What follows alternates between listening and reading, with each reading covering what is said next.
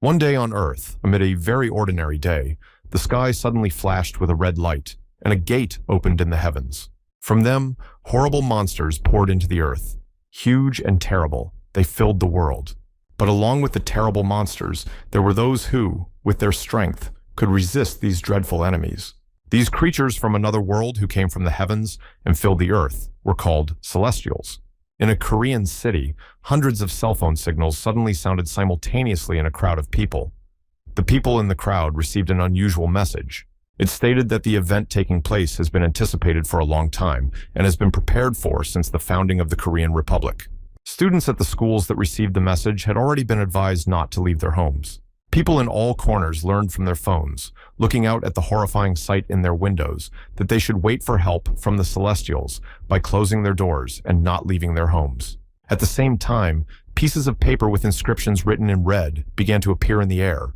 It was an elixir that was falling from the sky to help people. After that moment, ordinary people on Earth began to have the abilities that the Celestials possessed. The human will to live was as strong as the monster's endurance.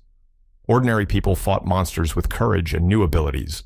Now, they had in their hands a tremendous power that could withstand the terrible creatures, and that power could be taken into their hands by anyone along with it. The divine base, which was the source of powers and abilities, was divided into three types.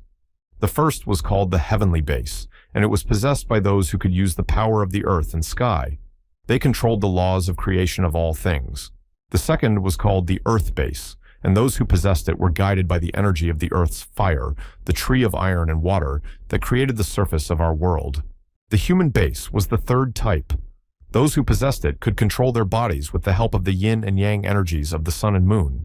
The last base had nothing to do with humans, the sky, or even the earth.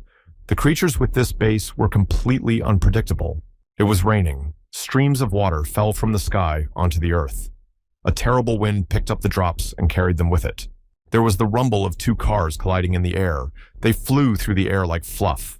This horrible monster was throwing them around, scattering them like toys. The monster had red, bloodshot eyes. It made horrible noises that even the bravest and strongest among them feared. People ran away from it in panic in different directions. They looked back and saw nothing but the monster. Many fell, and not everyone dared to help them. Everyone was trying to save his own life.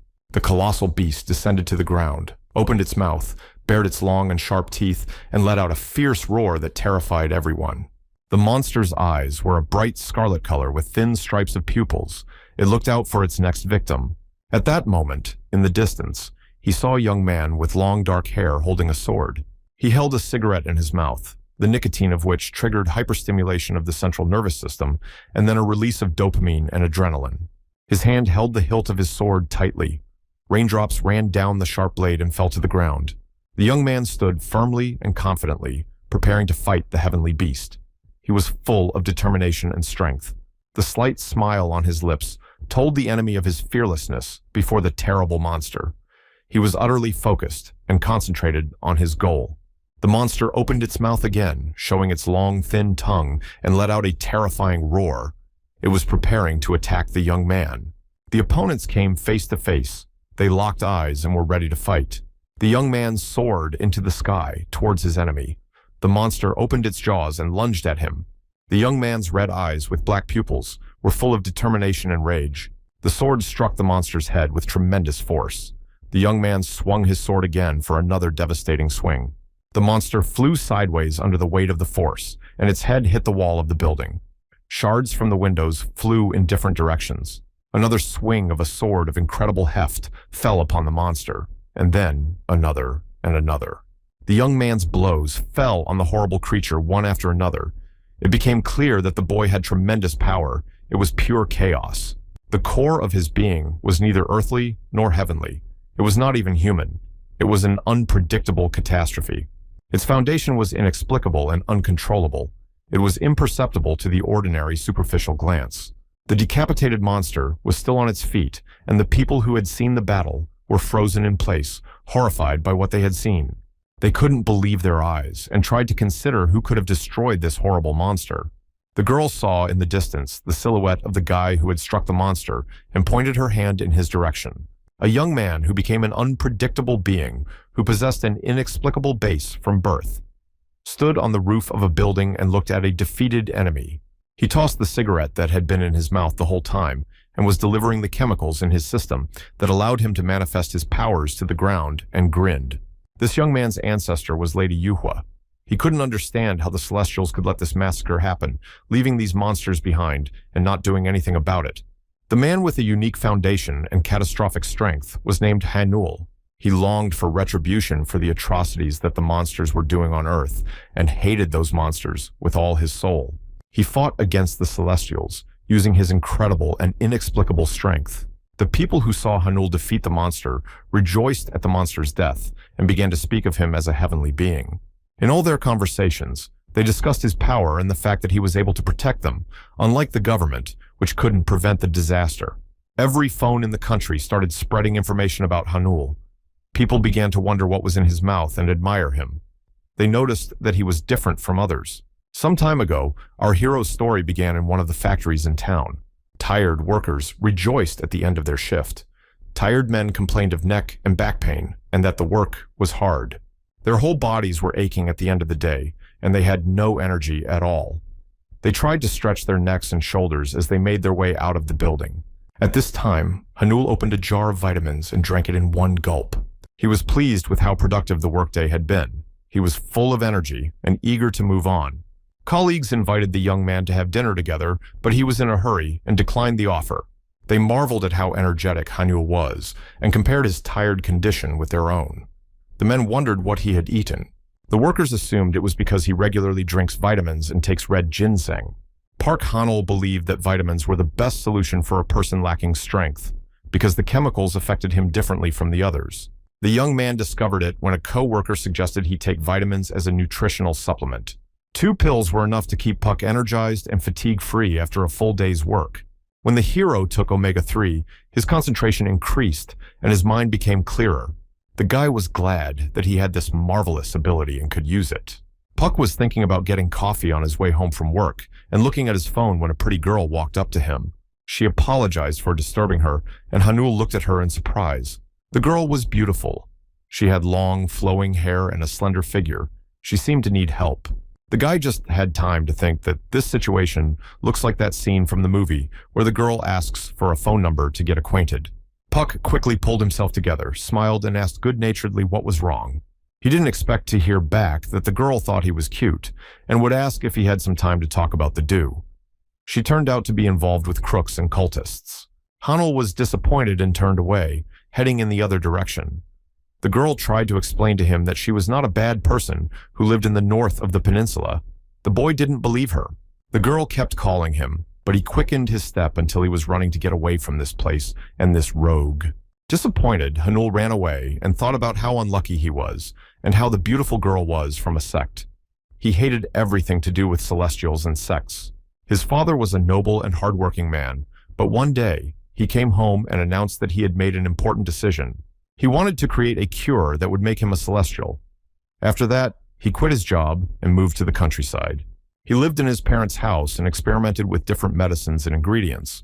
He tested it on himself. So, he often suffered from stomach pains and was hospitalized for it more than once. But one day, he disappeared into nowhere, leaving his family with only a letter. In the letter, he promised to return as soon as he regained his energy. But it has been 20 years, and he hasn't returned. Hanul was only 2 years old when the incident occurred. He was just a little boy. He thought about it while buying coffee, thinking about how hard it had been for his mother after his father left. It was a long time ago. He thought about the fact that his father could have just taken some vitamins instead of trying to create a miracle cure. When he stepped outside, he was surprised. He didn't know what was wrong, but something was bad in the city. Hanul looked up and saw a large, glowing disk of light that looked like a UFO. The guy standing next to him thought it was a new movie. Hanul was drinking coffee and looking at the strange phenomenon. He decided it didn't look like filming equipment. For a second, he believed it was aliens. Suddenly, he felt something unusual. The ground beneath his feet trembled. People around him were falling and screaming. They were frightened and thought it was an earthquake. Suddenly, a crack appeared in the ground, and a horrible, clawed hand emerged from it. A giant monster began to emerge from the hole in the ground. First, its head appeared, then its torso, and finally, the beast was entirely on the ground. A terrifying monster stood right in front of Hanul. It was huge. In one hand, he held a spiked mace, and on its head, it had horns like a bull. The monster opened its toothy maw and let out a terrifying roar. Its fangs were huge and sharp.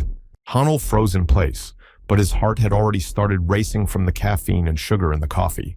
His heart beat faster, accelerating the blood circulation and filling the young man's body with energy. Hanul looked at the coffee can and, at that moment, realized exactly how caffeine was affecting his abilities. The monster had noticed the young man and was already preparing to attack. Its jaws were still open with sharp teeth. He had already swung his terrible mace to deliver a crushing blow to the young man. While the sharp spiked weapons of the monster were flying through the air approaching the hero's head, notable changes were happening to him. His body is supplied with energy. His nervous system was stimulated, and his senses and reflexes reached their maximum level. He felt like the monster was moving in slow motion. He dropped the coffee can. He had time to think about how this happened, and his gaze fell on the aluminum container he had just held in his hands. It said Americano on the can.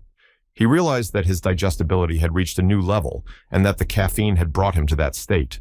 The guy realized that thanks to the liquid he had just drunk, his reflexes were sharpened and he could easily escape from the monster. Hanul looked around and saw dozens of monsters emerging from beneath the ground, attacking ordinary people. He became furious. His eyes glowed red. He felt a tremendous power inside him. The young man realized he could stand up to the monsters and took the first step towards the battle. He kicked the first monster with all his might, and it let go of his mace and flew backward without realizing where the blow came from. The monster realized that he had missed his only means of defense and was left entirely unprotected. The horned beast rose to its feet and searched for the mace with its eyes and saw it fly to the side.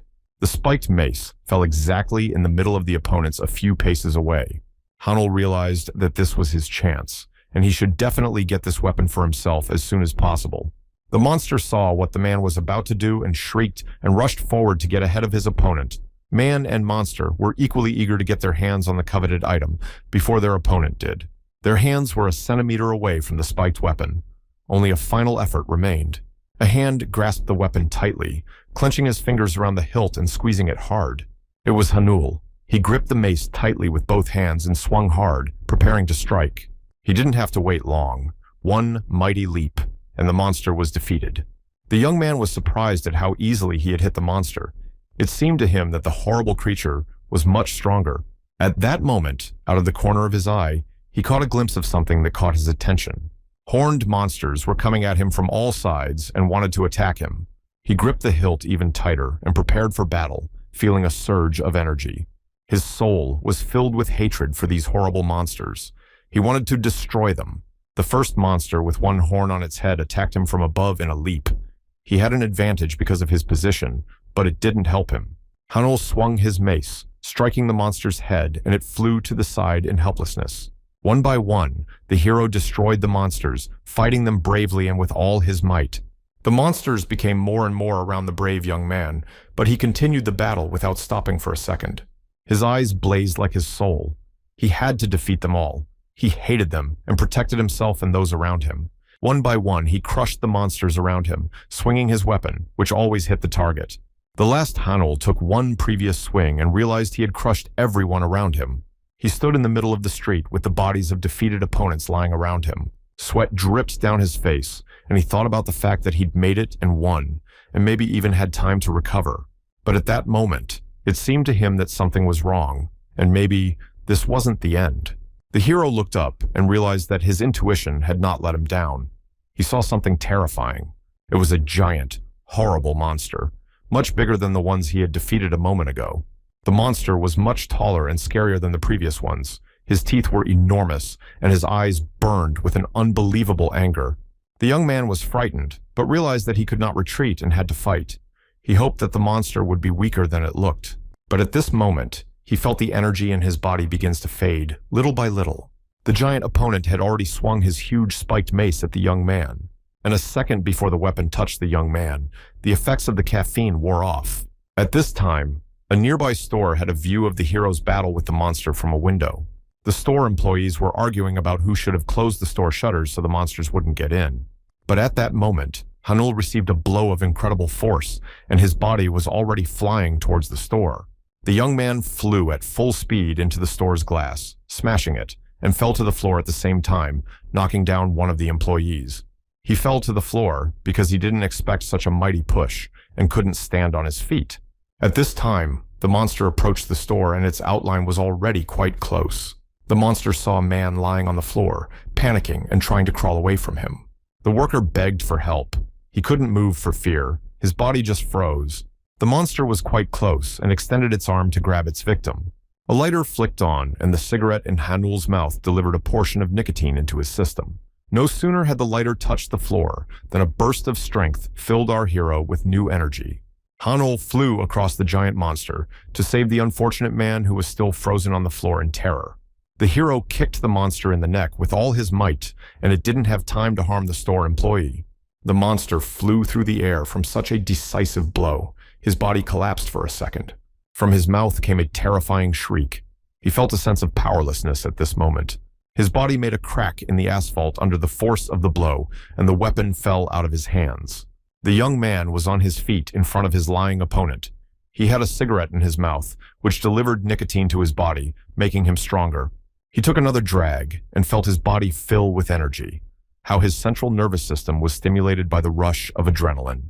Hanul finished his cigarette and tossed it aside. The second round of his battle had begun. He sprawled out and felt his body obeying him incredibly fast. Every cell in his body was ready to fight. Hanul delivered the first blow to his opponent right in the face, then a second, and another. One by one, powerful blows rained down on the monster that was still lying on the ground. For 1 second, the monster came to its senses and realized it had to do something about it. It let out a terribly menacing roar and gathered its strength, preparing to strike. The young man caught sight of the impending attack and managed to dodge it. But the monster's second strike still hit the target. It was powerful and hit him right in the chest. The hero appreciated the strength of his opponent, but was not going to give in to him in the fight. Hanul delivered a decisive blow to the monster's jaw, and its head flew to the side, taking its body with it. The horned monster lay on the pavement with no strength, its mouth turned up in a sickly grin. Its narrow pupils were fixed on the man who had beaten it. The hero put his foot over the monster's head to give the vile brat one last crushing blow and destroy it once and for all. The force with which he struck the enemy was so great that his body slammed into the asphalt, making a hole in it. The young man looked at the enemy he had crushed. He realized that he had won. At that moment, he also realized that cigarettes could also deliver into his body chemicals that made him stronger. He turned away from the lying body and thought about his mother. He hoped she was okay. He didn't notice the monster behind him get up. Before he knew it, Hanul felt a colossal blow on his face. A mighty paw sought to stamp the man's head into the asphalt. The boy's eyes stared in horror at the enemy who held his life in his hands, and the monster was already swinging for another strike to end the fight. The monster's mighty fist flew into the young man's head with terrifying speed. But something happened that the monster didn't expect. It couldn't figure out what was wrong. It turned out that the horned creature's fist flew into the hero's open palm, which he put out to hold back the blow. Hanul decided it was time to end this fight, and he must destroy this vile monster once and for all. The hero gathered all the strength he had. He gathered all his hatred for this creature and stabbed the monster right in the heart. In that second, the monster took its last breath, and its eyes saw the light for the last time. The body of the horned monster collapsed on top of the young man and gave out a gasp. Hanul continued to lie on the pavement with his fist raised up. His face and arms were bruised and bruised. He couldn't believe it had happened to him. With a final effort, he threw the body of his former enemy off of him and finally breathed a full sigh. He realized how tired he was. The guy couldn't even move a finger. At that moment, something caught his attention again. He opened his eyes and raised himself on his elbows. Hanul saw a group of monsters, similar to the first ones he had fought, continue to appear on the ground. They attacked defenseless people and demolished everything in their path. The young man tried to get up, but the last of the strength he had put into the decisive blow had already left him. Hanul watched as countless monsters maimed anyone they could get their hands on. He hated them with all his soul and wanted them gone from the earth forever. At that moment, he heard the cry of a man begging for help quite close to him. The man ran with all his legs, and the horned monster was already within centimeters of his victim. The monster's clawed paw grabbed the man by the neck and pulled its victim toward him. Hanul was terrified and shouted at the monster to stop. He couldn't let the man fall victim to this vile creature. The man running away from the monster had time to look back for a second to see the face of his executioner, who had already raised his weapon to strike. At this moment, behind the monster's back, he saw a small point of light that flew straight at them from the sky. This point was drawing closer, and its outline was taking on a feminine shape. This woman's feet touched the ground effortlessly and silently without making a sound.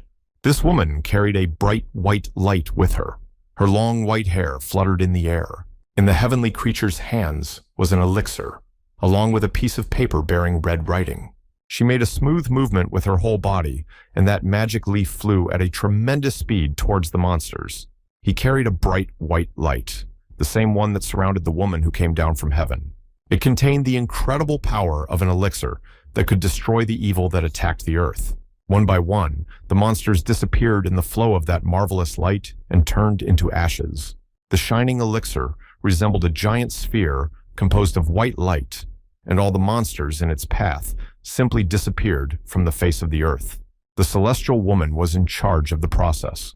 She was saving the world from the invasion of the ugly horned creatures. Still exhausted, Hanul lay on the pavement and watched the unearthly creature. He wondered what kind of creature it was, and if it was human. The woman turned to our hero and headed in his direction. The young man heard the woman from heaven tell him she was impressed. She asked him how he managed to destroy one of those monsters without any training.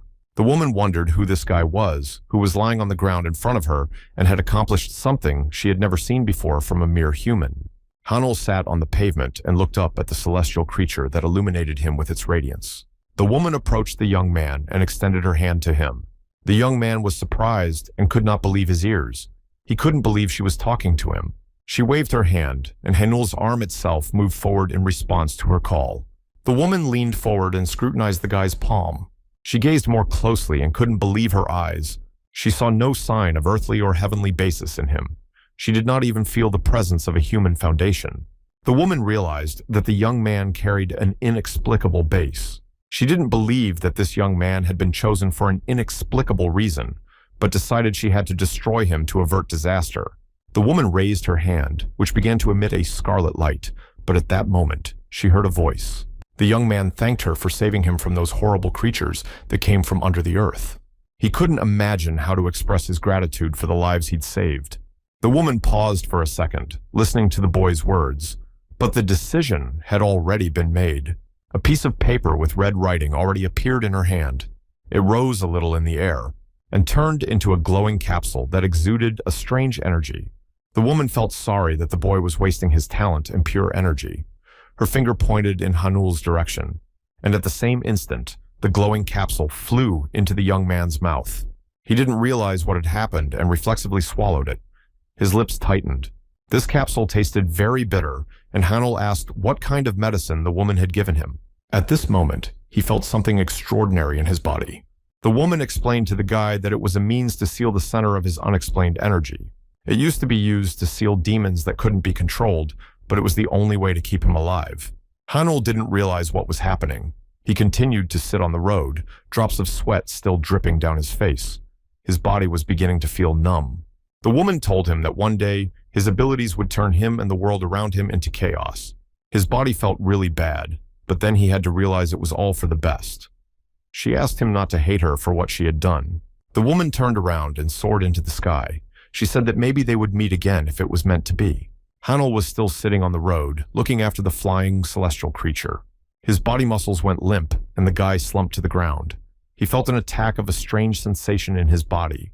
The guy didn't understand why this woman had done this to him and wondered what such an inexplicable basis she was talking about. At that moment, the thought popped into his head that it might have something to do with his ability. He gritted his teeth and tried to gather the strength to stand up.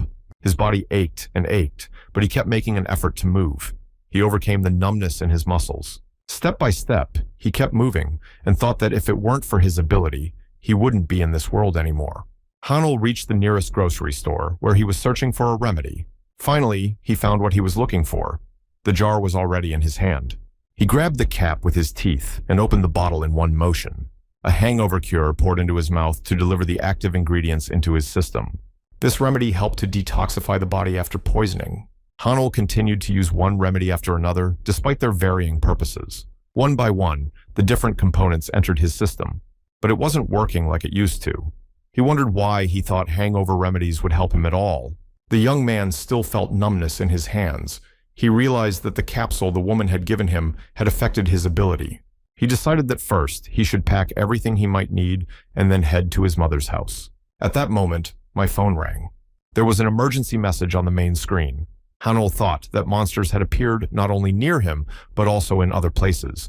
He opened the message and read that the emergency services were requesting the installation of an app to coordinate. In the application, you had to register and complete a form. Then you had to follow the instructions.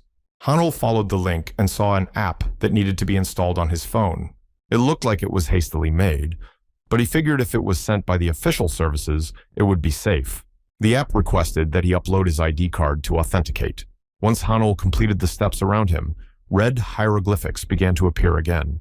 He figured he was seeing all this because the woman who came down from heaven gave him the cure.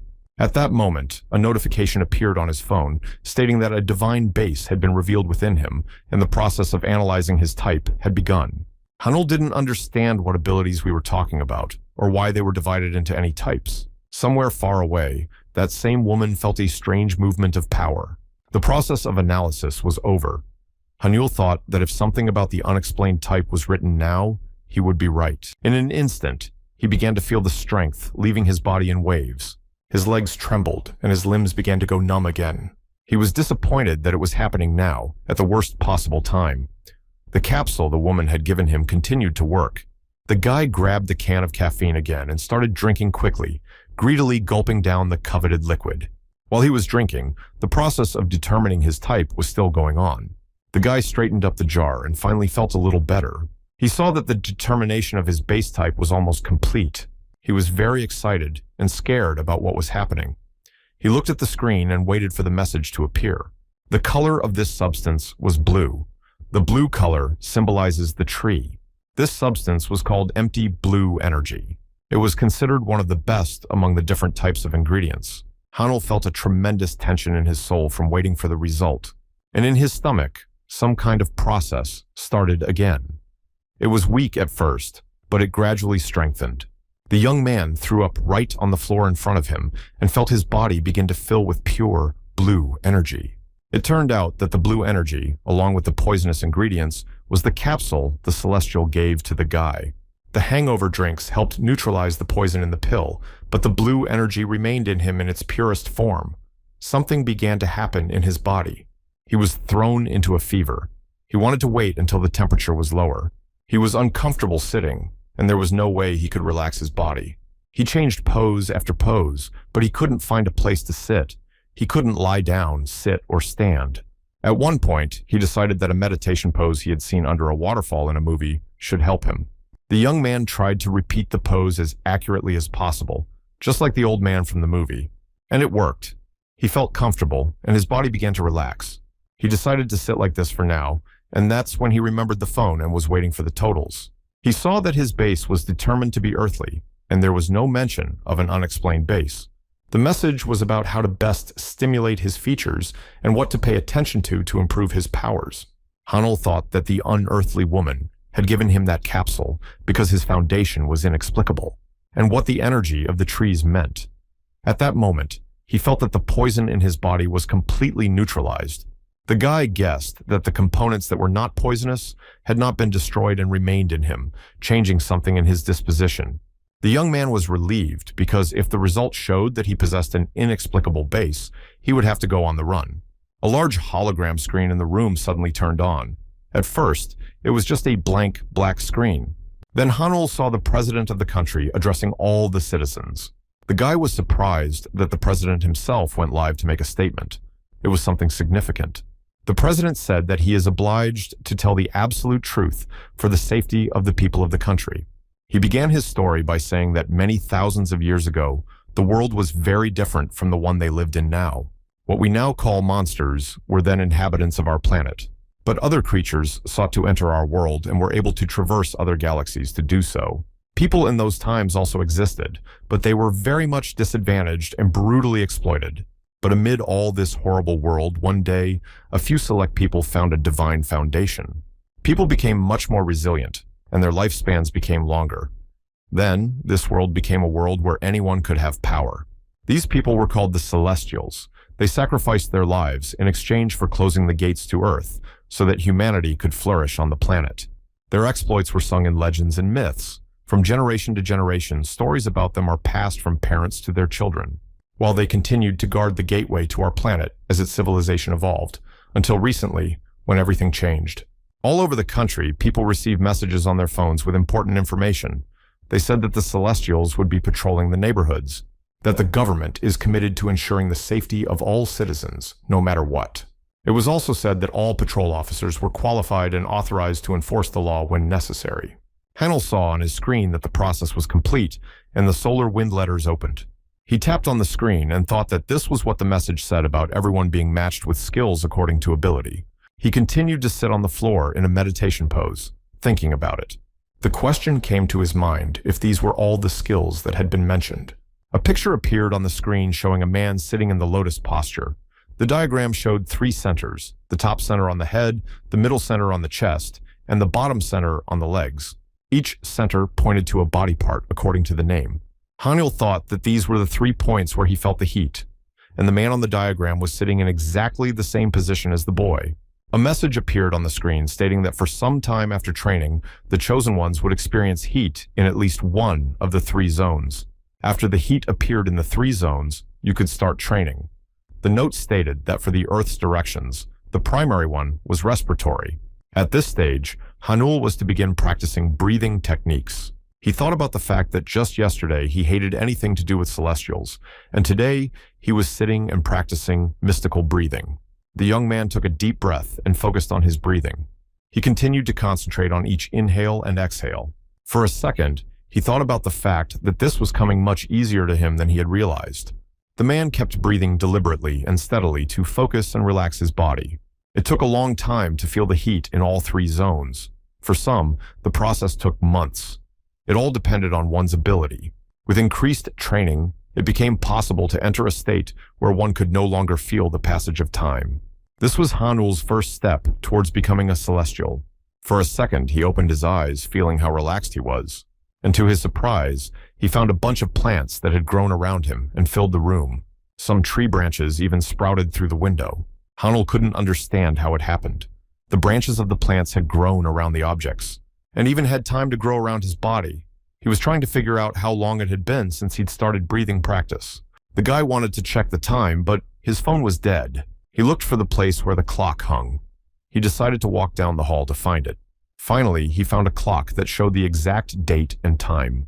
The young man realized that today was the 22nd of June, the 6th month.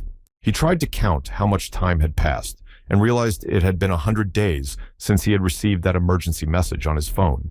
Hanul decided he needed some time to recover and realize what had happened. He took a shower and cleaned himself up. He took a shower and cleaned himself up. He realized that the wounds on his body had healed. His hair was longer, and he no longer felt hungry at all. The young man did not lose weight at all. On the contrary, his muscles became larger. While he was in the shower, contemplating his body, his phone charged. The guy decided to go online and see what news had been circulating about the past 100 days. Hanul remembered what he had seen the last time he looked out the window. Then he saw in the air a huge dome-shaped barrier. While he was in a trance, this area was sealed off because it was a gateway for monsters. He was forgotten here. Suddenly, some strange sound from down the street caught his attention. He thought it was an earthquake and went to the window to look. He saw a huge silhouette of a creature. At his eye level were the feet of a giant strange creature. The hero was amazed at what he saw and couldn't believe his eyes. The guy was horrified and tried to find some explanation for the phenomenon. He looked out of the window onto the street and saw before him horrible, giant creatures that were nothing like the ones he had first seen. Everywhere on the street were horrible monsters of enormous size. Some had 3 eyes, and all had giant fanged mouths. Hanul realized he had to leave this unsafe place as soon as possible. He tried to contact someone on the phone, but there was no connection. The guy decided that the app must have been his last chance. The young man thought about the fact that he had spent 100 days in meditation just to get the fever down. But this technique must have been very unusual. Hanul saw a notification in the app that he was not connected to the network, which was required for full access to the full features. He tried to find something useful for himself in other sections of the app. The young man found a section with information about himself and a complete description of his profile. He was interested in the section that talked about ability cards. They depended on his nickname rank and those who followed him, and he could level them up. The card for the first ability had instructions on how to use it. Hanul thought it was very easy and decided to start. The boy tried to concentrate the power in his fingers and touch the card. Nothing happened. Everything around me remained the same. He looked around him, but nothing had changed with him or in his room. The young man decided to take a step because the ability was called Light Steps. At the exact moment, he hit his head painfully against the opposite wall of the room, which was a few meters away from him. Now he knew precisely how space magic worked, and he could even feel it with his nose. Holding his hand to his face, he decided to check how the other abilities worked. The second card was labeled Weight, and the boy decided that it affected his muscle mass. The third card had the name Light Strike. The picture next to the title resembled a flash of some kind. Hanul realized that he should try to use these powers, but the dorm room wasn't really suitable for it because of its size. He thought about the roof. But that idea didn't turn out to be a good one because monsters could spot him there. The young man was thinking about what other place he could think of, and at that moment, an inscription on the screen caught his attention. Last time, he hadn't fully explored the workout section of the app. He had only tried the breathing one. Maybe there was something else useful in there. In this section, he learned that he could pump his level depending on how much wood energy and experience was stored in his body. It took about 10 years to obtain just 1 star. Hanul couldn't believe it. He figured he'd be 70 years old when he was done. It turned out that it took a lifetime to perfect his technique. The guy was disappointed, but decided to see how many stars he already had. To measure your accomplishments, you had to start by concentrating energy in both hands. This was followed by the requirement to extend the left arm forward. Rings appeared around the hand, and their number indicated the level. Hanul waited for the rings around his hand to appear, and at that moment, he heard some sound not far away from him. That sound was coming toward him, and the counting process was not yet complete. The young man realized that a monster was moving in the hallway outside his door. The sound of his footsteps grew louder, and Hanul could hear even his breathing. The guy had to urgently find something in the app that could help him. He succeeded. He seemed to have found something suitable.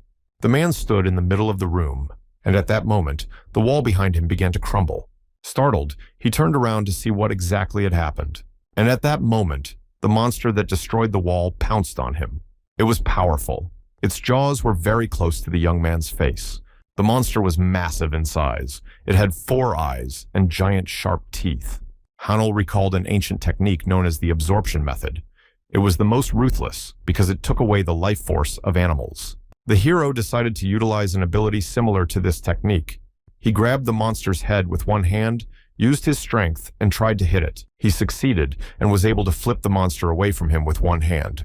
The monster flew exhaustedly to the other end of the room. Its maw groped for air.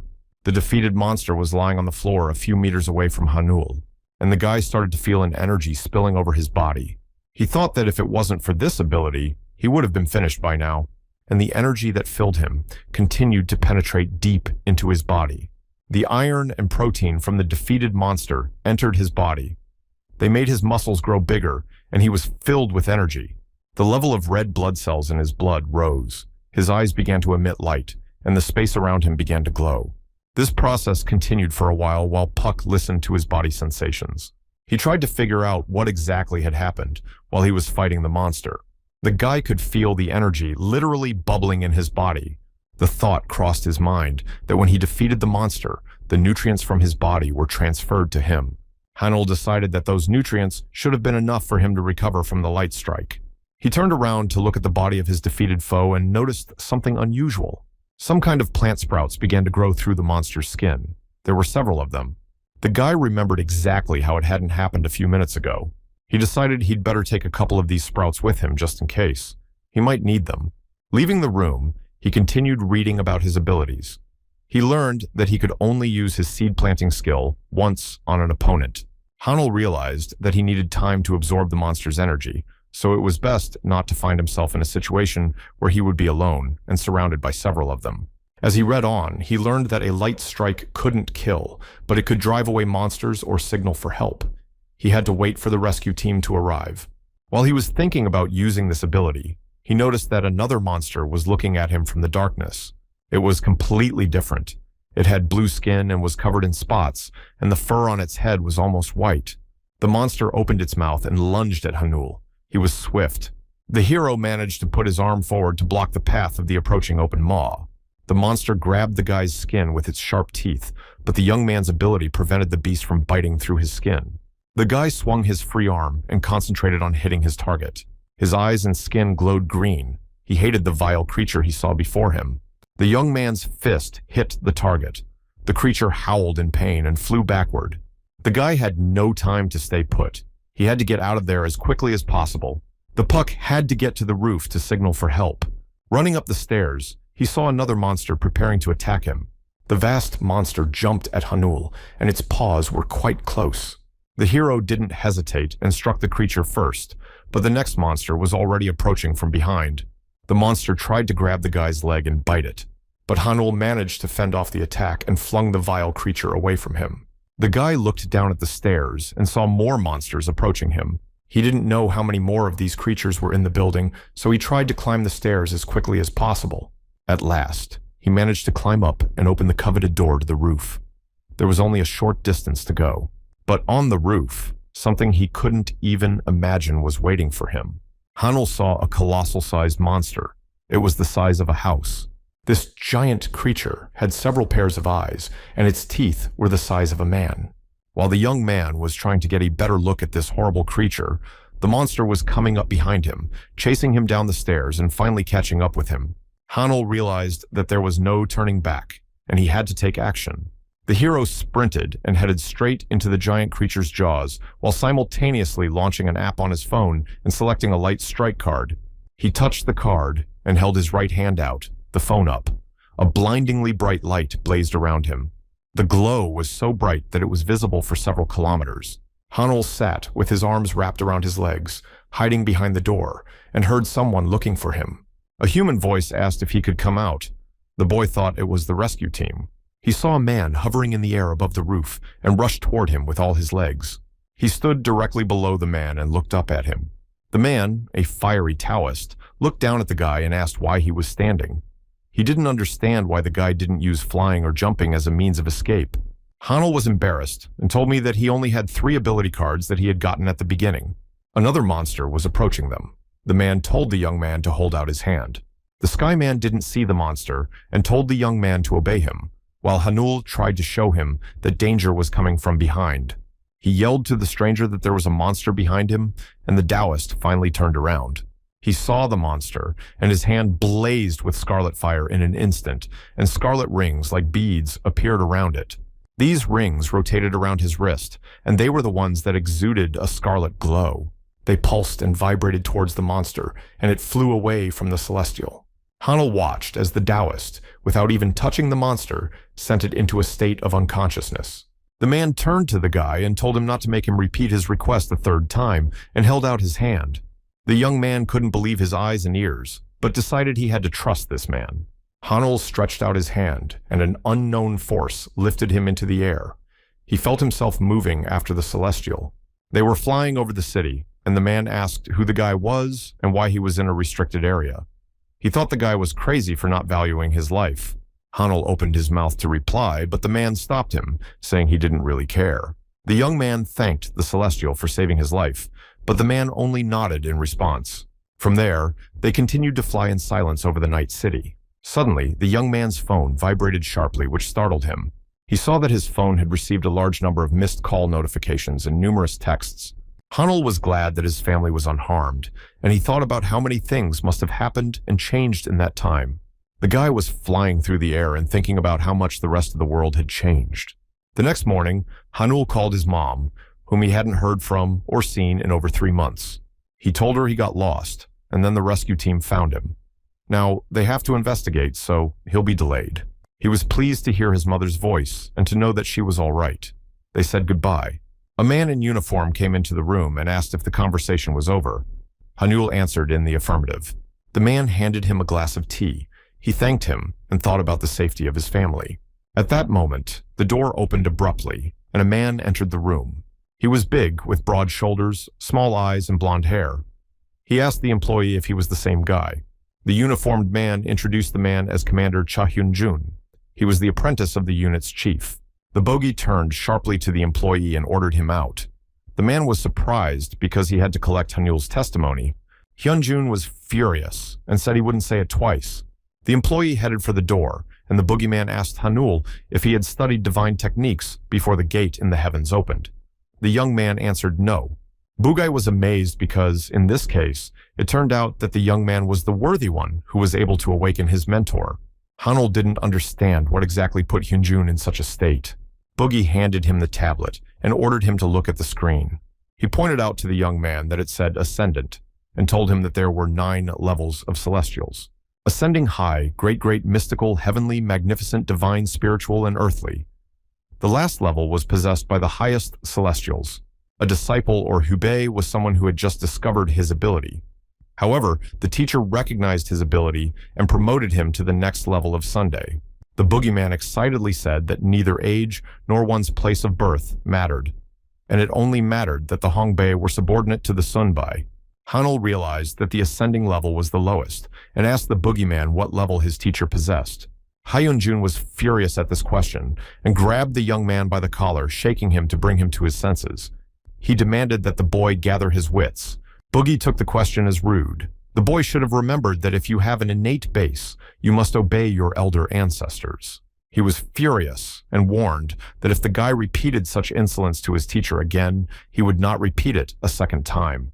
Hanul grinned and decided that the big guy was just copying his teacher's way of speaking because he thought it was cool. Hyun-jun became even more furious. His eyes became even smaller. It looked like he was about to explode. At that moment, a message appeared on the tablet with Hanul's card in it, and the light from it illuminated the boogeyman's face. The card stated that the hero had been assigned an achievement level of high. Hyun-jun was still holding the young man by the collar, and Hanul reminded him that level high was above level rising. Boogie recoiled from the guy and stared incomprehensibly at his information card. The young man adjusted his shirt and took on a deliberately relaxed look, and reminded Hyun-jun that hubei must obey and do everything for their Sunday. A while later, in the same building but in a different room, a conversation was taking place. The teacher sat in front of the boogeyman and said that he had just told you to obey him because he was at a higher level and you had given him the room. The disciple sat before him on his knees, burned with shame, and remained silent. The man slammed his fist on the table and called the baggai an inconsiderate jerk. He was furious that his apprentice, who possessed the bandit technique, would sag in front of a puppy. Hyun-jun tried to justify that Hanul's level of achievement was higher than his, and he was obliged to comply. The teacher calmed down and said that it must be due to his body constitution. Bugай asked if this meant that Hanul had an unexplained basis. The teacher again lost his temper at hearing such nonsense and tried to explain. The guy has an earth base, and, like Hyun-jun and the teacher himself, he was born with it. But there is a bit of wood in his nature. Boogie asked if that meant it would be easier for him to train. The teacher couldn't answer that question, and Hyun-jun was amazed that the teacher might not know something. The man continued to explain. He said that people with the wood element were scarce. People came out of the water. They stepped on the soil and learned how to make fire. The fire was needed to chase away the cold and melt metal to extract it from ore. And though all living things have a common trait in their relationships, there is no harmony. Hanul's powers were based on wood, and that meant his gift was quite rare. The teacher assumed that the fact that he received a message with his request for help was because he was not quite a normal person. He told Hyun-jun not to tell anyone what he had learned and that he would give him the medicine when his breathing calmed down. Boogie thanked the teacher. When his student came out, the teacher hesitated. It was amazing. He thought of Hanula and realized that he had never before known that there was a solar wind ability. The clicks of the keyboard filled the room. There was a mug of tea on the table and trash lying around. Hanul sat at his computer, searching for information. So far, all he had learned was that the government reported that there were no people with an unexplained basis. He also read that all having an unexplained divine basis were isolated. The young man thought that when everyone was tested, he was somehow not detected. The divine basis was divided into three types: heavenly, earthly, and human. But then another type 4 appeared. Its power could not be measured. This type was called unexplainable. Over the past dozens of years, when the Celestials were almost gone, those who possessed an inexplicable foundation had tried to infiltrate our world. And then the Celestials united to protect the world and banish them, to make sure that only memories remain in myth and legend. These defenders were Hong Gildong and Zhongqi, two of the bravest in our world. Hanno looked skeptically at the defenders and decided they were being exposed. He thought it was foolish to cast out those who were simply different from the majority and honor the likes of Gildon and Uchi. The young man took a sip of tea, and caffeine, theanine, and catechin entered his system along with it. The young man appreciated that even from rice tea, he could derive new substances for his body. Hanno figured that when he took the test, his base showed up as Earth because he had taken the capsule the woman had given him before. He had to find some information on a similar effect before that blank blue substance ran out, and they learned nothing. He spent hours on the computer, but couldn't find anything of interest. Maybe the government was restricting the dissemination of this information. Suddenly, an idea struck him. He decided to look for information in a different way.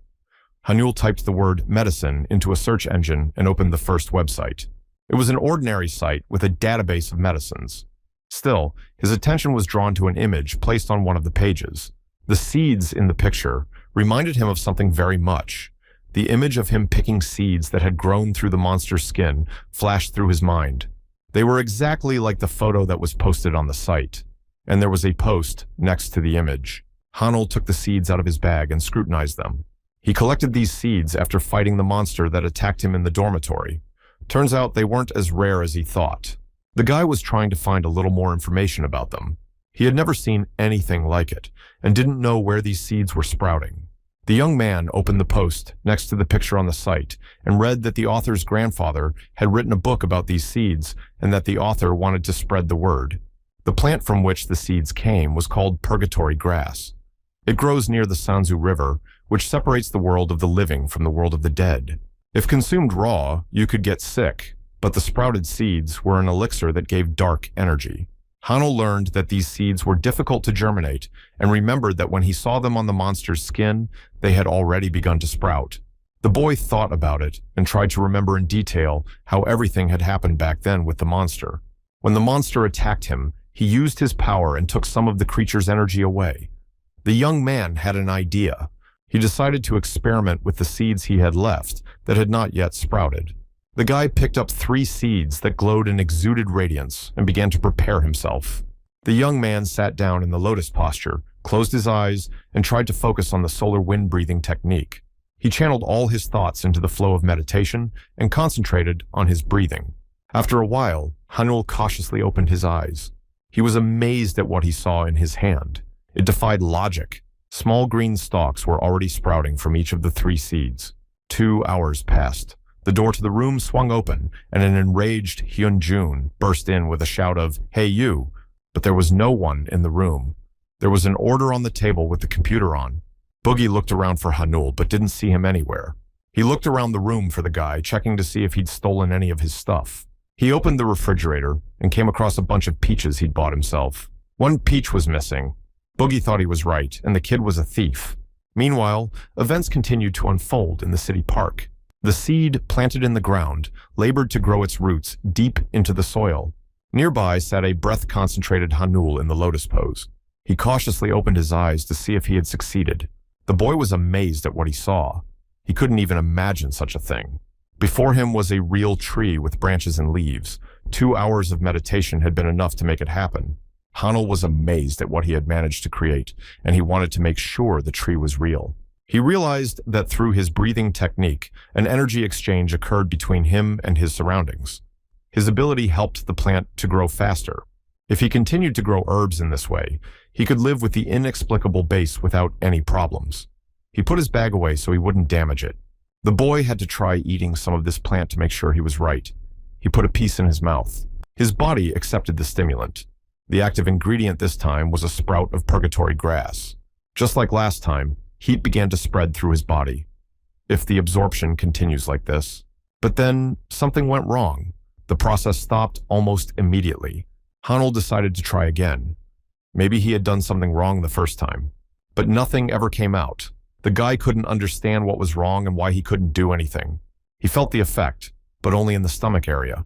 Maybe it was because the blue substance from the capsule was of higher quality. But there was no way he could get it again. He didn't have the necessary strength. Hanul decided to try again. He closed his eyes and concentrated on his breathing. This time, something different came out. He felt that the third attempt was different from the first two. The heat in his body had changed. The energy he felt was different, dark. The young man tried to remember exactly what was written in that post. It stated that this plant had a dark nature, and the blue substance was of the nature of wood. It turned out that it could absorb the energy of wood by breathing the solar wind. This meant that he had to learn this method of breathing to absorb his dark nature. If someone were to discover that these two energies had mixed, their life could be in danger. The realization made the boy's knees tremble, but he reassured himself that now he could easily find the seeds. Although his efficiency was dropping, his strength was increasing. Hanul almost left, but thought he should go back for the tree. He carefully dug up the ground under the roots with his hands and pulled out the trunk. At that moment, the beeping on my phone sounded abruptly. It was an urgent message announcing the evacuation of the entire Han River coastal area. The boy saw that other people had also received the message. They were scared and hurried to get to the shelter as soon as possible. It began to rain heavily outside. Huge drops fell from the sky in an endless stream. Standing in the shelter, the young men looked outside and saw giant worms that appeared on the ground as the rain began to fall. They were enormous in size, and there were many of them. People were disgusted by them. Hanyu tried to calm them down by telling them that they only lived near the ground and that if they were not touched, nothing would happen. The shelter was protected by a protective dome that was attached to the building. The boy was glad he had followed the others to this place. At that moment, a scream came from the side of the street, begging for help. A vast, monster-like creature, something remotely resembling a bird with red eyes, was not far from the shelter. It was chasing a woman and her dog. The woman tripped and fell. Hanul realized that if nothing was done, the woman would be finished. She tried to crawl forward to the shelter, but her speed was lacking, and the monster was closing in. He gripped her tightly with his clawed paw around her waist like a toy, and in one easy motion, he threw it into the cauldron that was strapped to his back. This cauldron was half filled with giant worms, and the woman landed right on top of them. She was horrified by this ghastly moving horror. The worms were completely filling the space around her. Hanul stepped forward to the doorway and looked into the monster's eyes. The man behind him said he could have been in that woman's shoes. The other was horribly disgusted. Suddenly, the men smelled the odor of cigarettes near them. Hanul, holding the dark energy tree in his hands, lit a cigarette and took a drag. The young man decided that this was unacceptable. No sorrow could justify these terrible events. Innocent people should not suffer. The men saw Hanul finish his cigarette and toss the butt to the side. And after that, he rushed running towards the giant bird with the cauldron on its back. In his hand was still the tree that had grown a few minutes ago. The guy sprinted with all his might and kicked the monster in the head, and the giant monster flew away from him like it was airborne. Hanul landed on his feet, still holding the tree, and the woman managed to climb out of the cauldron and into freedom. The young man didn't realize what had happened. His strength was much greater than he had expected. He wondered if it could be due to having consumed the sprouts of that purgative herb. Raindrops ran down his face. The boy guessed what had affected his strength. This rain was no ordinary rain. It was Poseidon's tears of sorrow for his son. The tree in Hanul's hands absorbed the water from the rain, which made it grow faster. The energy of the tree's element intensified, and it was transferred to the hero. The hero was now capable of much more than before, which meant he could refine the artifact in his hands. The guy gripped the barrel tightly with his fingers and focused his energy in his hand, and the tree became a sword capable of exorcising demons. With such a weapon, he was more confident to engage the monster. The fanged bird opened its mouth and let out a loud shriek and bared its blade-sharp teeth. She spread her wings and prepared to attack with her scarlet eyes flashing. A narrow strip of pupils stared intently at his enemy. Hanul gripped his sword tightly with both hands, preparing for battle. The bird soared into the air and attacked from above. The young man stood firmly on his feet and swung his sword. He was focused and felt the full power of his weapon. Hanul assumed a stable posture and planted his feet firmly on the ground. He couldn't loosen his grip, or the monster would topple him over immediately. He couldn't let that happen. The protective barrier was just around the corner. The hero had to resist the monster, and he swung his sword. Out of the corner of his eye, Hanul noticed a gap in the monster's armor. One by one, sword strikes fell on the winged monster. Once again, the young man swung his sword while fending off the giant bird's attacks.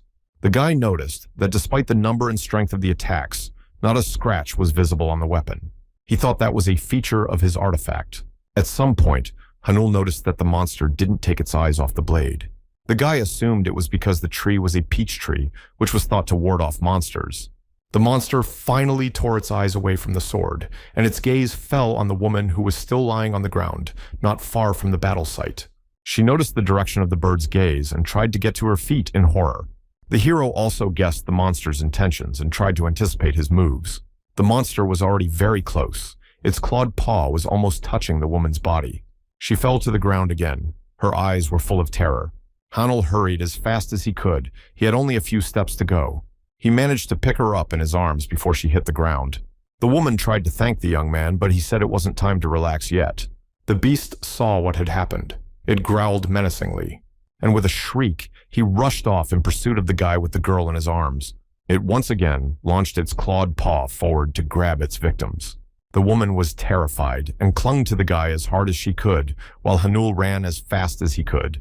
But he was not in time. The bird caught up with them and struck with all its might. Hanul flew away, and the woman fell under the protective dome. The guy hit the wall hard. There was a huge dent where his body touched the concrete. Such a hard blow almost knocked the spirit out of him.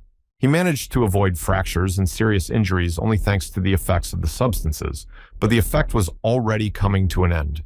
The guy didn't know for sure if the woman had escaped, but he hoped she was already in the shelter. The winged creature was approaching him again. It flew overhead. It glared fiercely at its victim, anticipating retribution for the blows it had inflicted. Hanul thought that if you were that big, it was cheating to fly up from above. The guy realized he wouldn't be able to make it to the shelter in time because the effects of the substances had almost worn off. It occurred to him that he could try planting sprouts. Against a flying monster, they were difficult to use. No matter what he did, the chances of survival tended to zero. He had to use his weapon. His blade was no ordinary blade. It had absorbed the properties of a plant rooted in the earth. It needed a lot of time to grow and become stronger. But now it was raining Poseidon's tears, and with it, it was possible to increase the sword's strength with magic that absorbed that rain. And on top of that, it was possible to retain the power of subduing a monster with the sword. Hanul focused on his body. He tried to feel his sword as an extension of his arm. He concentrated on channeling the energy of the solar winds into his weapon, and it worked. The ancient lightning strike technique was now in the hero's hands. The young man kneeled on the ground, and the beast that was many times taller than him spread its wings. Both were preparing for battle. The battle began. The boy soared into the air and swung his weapon, and the monstrous bird opened its fanged maw. The hero's blade was faster, and the monster's head flew into the wall of the building from the impact. Hanul swung again and struck another blow with his magic weapon.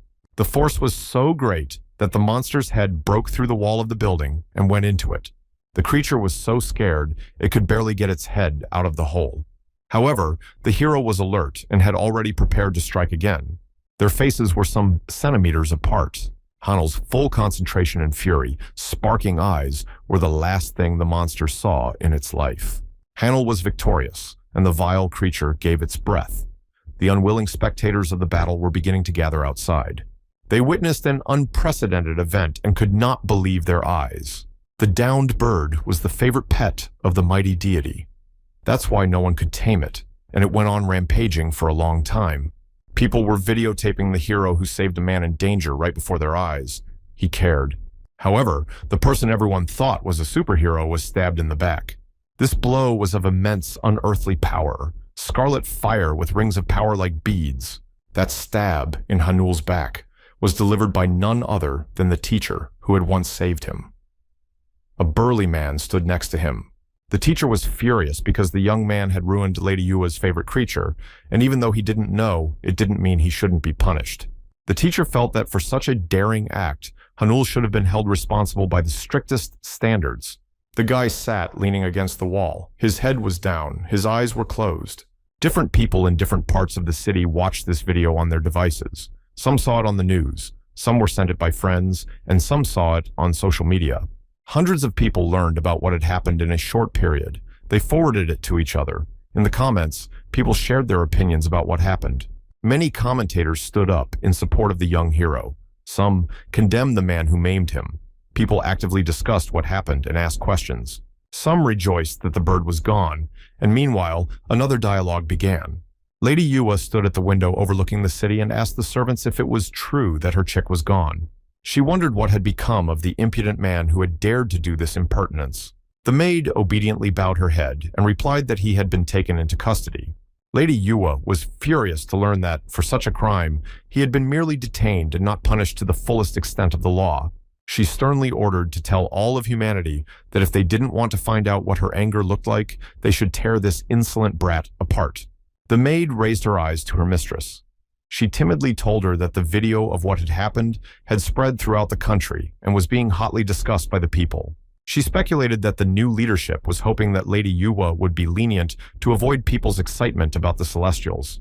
Lady Yua said in a bored tone that she thought this world was too boring because people in power were afraid of those they were supposed to command. She asked the maid how they were going to appease her anger. The maid replied that they hoped to earn her favor with tribute. Yua turned away to the window overlooking the city and replied that she would wait. The rain outside the window was letting up gradually. Poseidon's sorrow was coming to an end. Looking out the window, the Celestial thought that the fact that higher beings were free of desires was just an illusion. She was holding a package that was very precious to her. The maid saw Lady Yua unwrapping it and asked what it was. Celestia said it was exactly what she thought it was. This plant was known as the peach tree of immortality. Even the deities dreamed of having it. Its flowers bloomed once every millennium, and it has borne fruit for at least 3,000 years. This tree can only grow in the garden of the Queen Mother of the Western Paradise. Yuhua told of the orchard disappearing after the Queen's mother sacrificed herself to seal the gates of the Western Paradise. And if now she succeeds in sprouting that tree, she will become the new Queen Mother of the Western Paradise. Much time has passed since the events of the hero's battle with the monstrous bird. Park Hanul walked around the city. People around him turned around and looked at him. They recognized him. He didn't notice them because he was immersed in the memories of what had happened during that time. When he was in prison, various people came to visit him. One of them told him that by his deed, he had made all the heavenly ones look bad in the eyes of the people. He was told to keep his head down and avoid provoking a situation like this, and if something like that happens again, he'll have himself to blame. The man walked and thought about the fact that he hadn't done what he did for the reward. He wanted to make the world a better place and save a man's life. He also had a thought that even though his sword had been taken away, he still had something of value left from that night. When his enemy was defeated that night, he looked at his body and saw something that caught his attention. He walked closer and saw that something was tied to the monster's leg. It was a piece of wood the size of a log, wrapped in cloth and roped to the monster's leg. Then he untied it, took it in his hands, and wondered who would want to tie it to a bird. Suddenly, it hit him. He felt the life force that came from the tree in his hands, and he tried to influence the log with his power. Just then, the teacher appeared and began his attack on him. But Hanul had already managed to transfer some of the energy and was already getting results. When the force of the blow reached his body, there was already a small sprout in his hand that he had obtained through the power of the solar winds. The boy mentally returned to the present and made a decision. He had to grow this sprout into a real tree. A year later, the weather in the city was sunny. It was a sunny day. There was a news report on TV that said people were outraged by the odor that had appeared in the city. The government was discussing what measures to take to clean up the water. The people sitting in the cafe listened attentively to the announcer, who was discussing the news on TV. The man behind the counter in the cafe covered his nose with his hand and said it stinks very badly. He was outraged because he knew that the smell was not coming from the water, but from a monster that had taken up residence in the river. He appeared in the Han River a month ago when the celestial energy was chaotic. It was a snakehead, a freshwater fish with the head of a snake. He was 1,000 years old. He went from the world of monsters to the world of men. He was strong enough to become God on earth and Lord of the Han River. He announced to mankind that until his demands for human sacrifice were fulfilled, no one would be able to use the water from the river. Yang Guizhu, a disciple of one of the 8 sacred celestials, had read the news about the snakehead and thought he was a tightwad. A voice nearby asked him to keep his remarks to himself because they were not relevant to the topic of the meeting.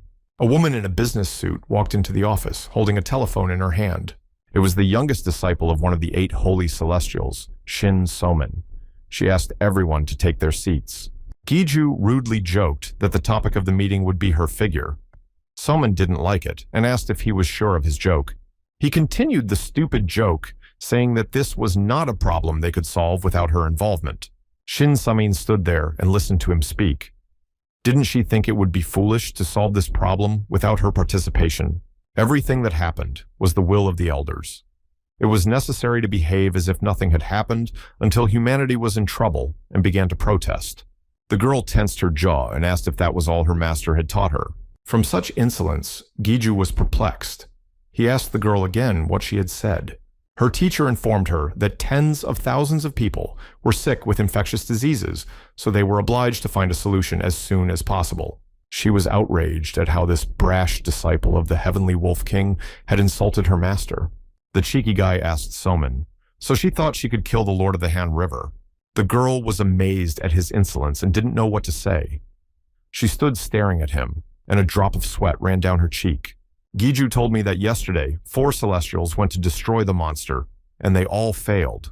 He told her to look around and see who the audience consisted of. Their rank was below mystical.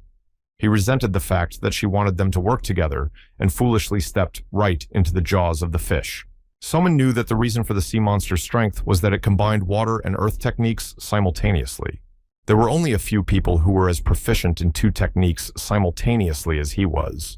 Therefore, it could only be defeated by someone who had a large territory to drive it away by force, or who had a rank higher than earth and water together. Wood. Gijun told her to forget about his involvement.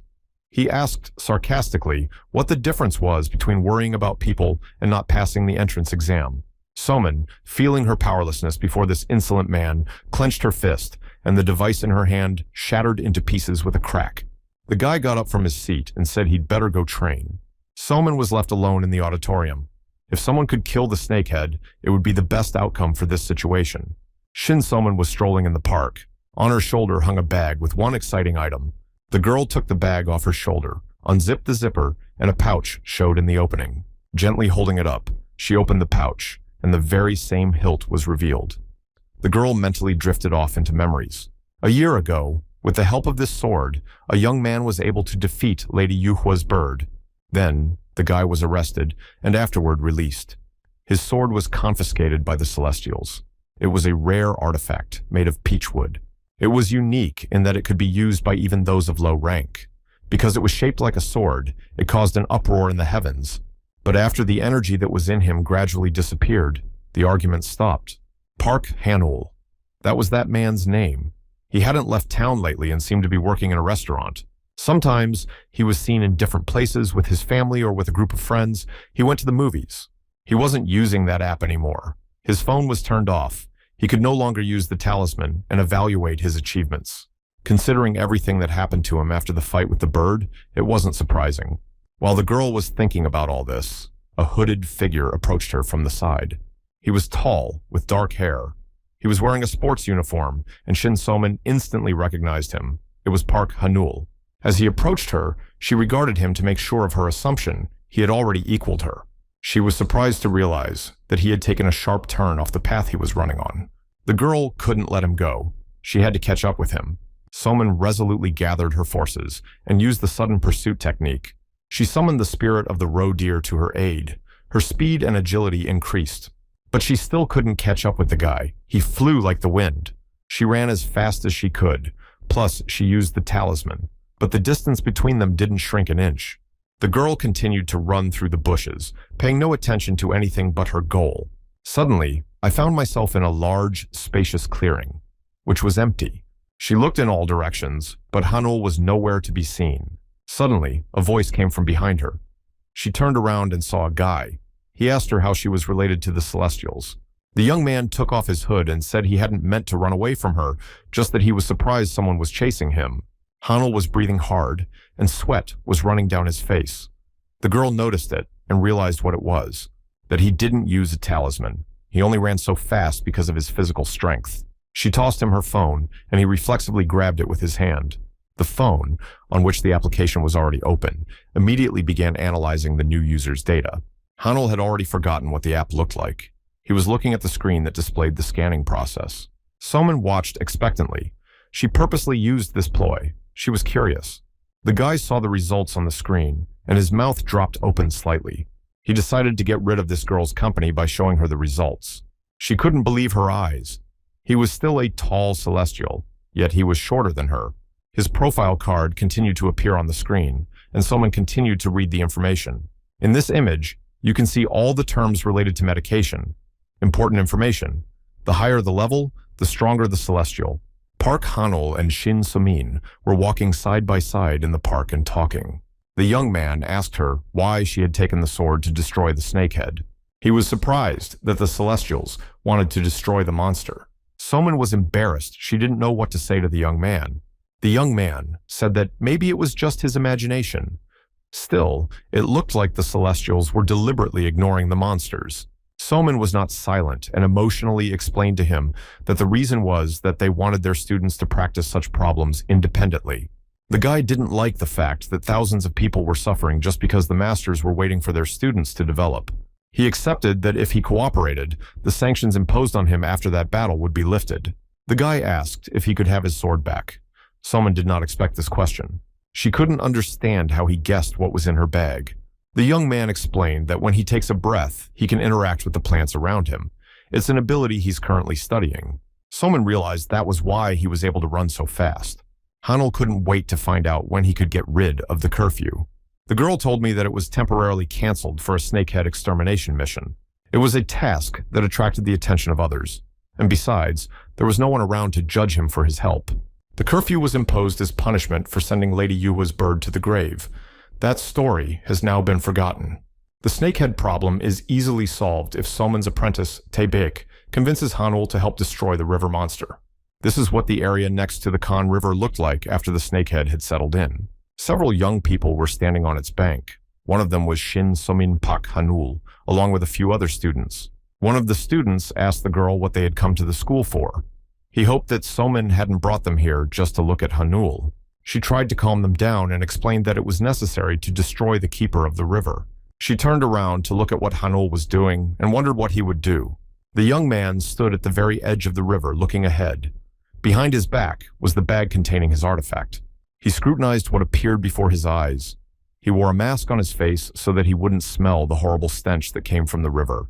Park Hanul took out something from the box that he'd been saving for just such an occasion, but he hadn't expected it to happen so soon. Soman saw the guy dipping water in his hand and ran towards him, screaming that it was hazardous. He was at the very edge.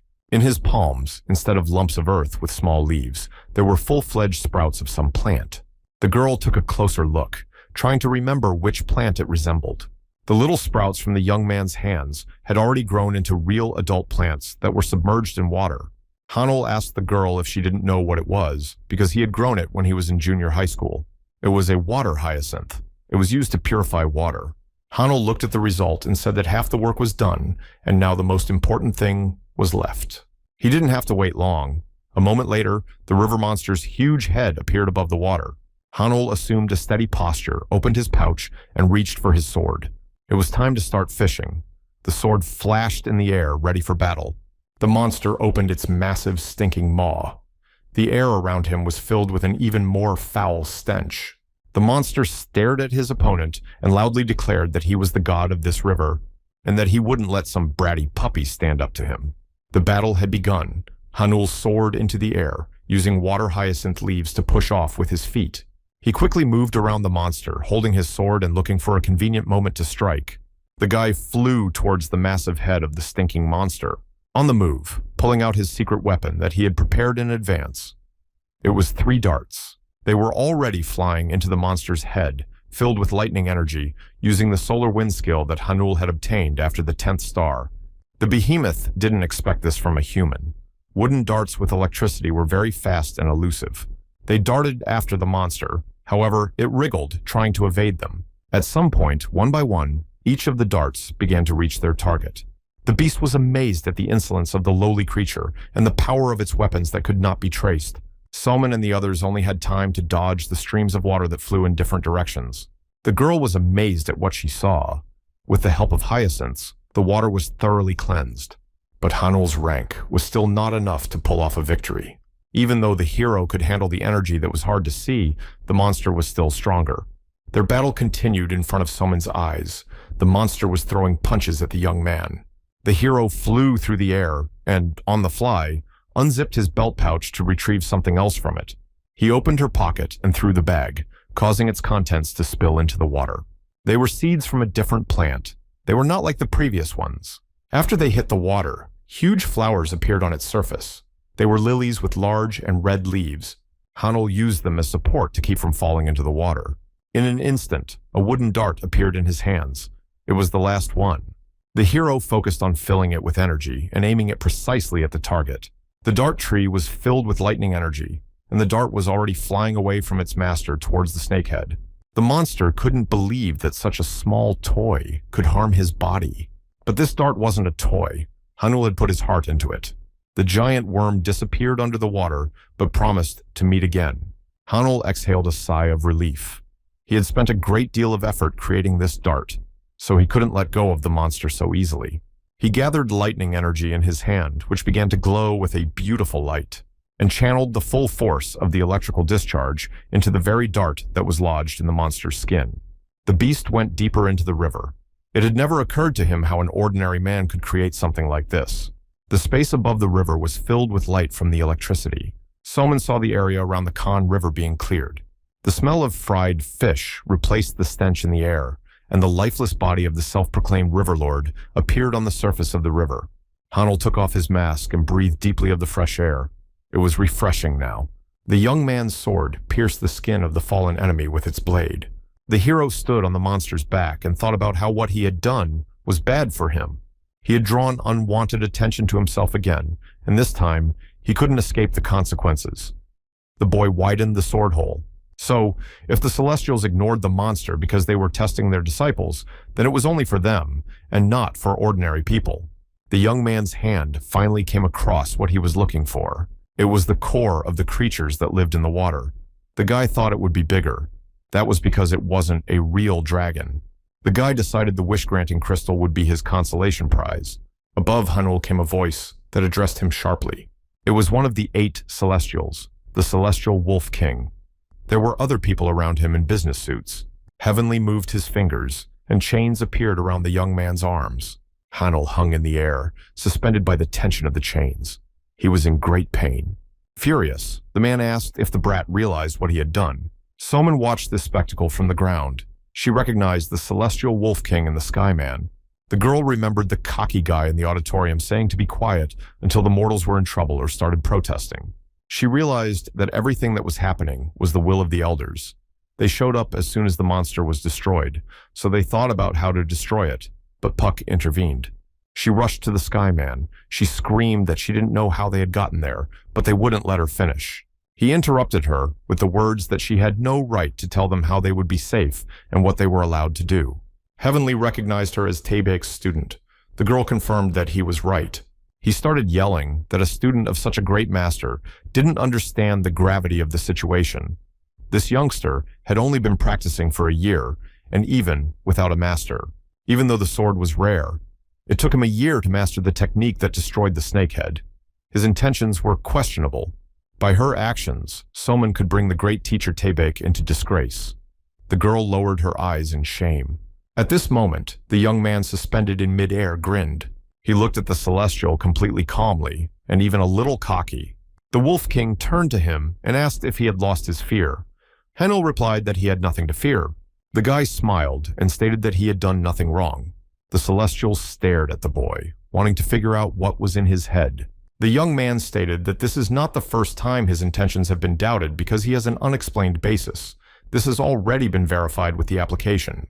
The young man also noticed that it wasn't even 3 minutes after he defeated the monster, and they immediately appeared. He assumed that was the way it was planned. The costumed men behind the Celestial looked at each other. They must have been watching the monster pretty closely since they appeared right after it was gone. Hanul asked if they thought that if they destroyed the monster, humanity would start idolizing them. And after he was done with him himself, he broke the plan to elevate the disciple.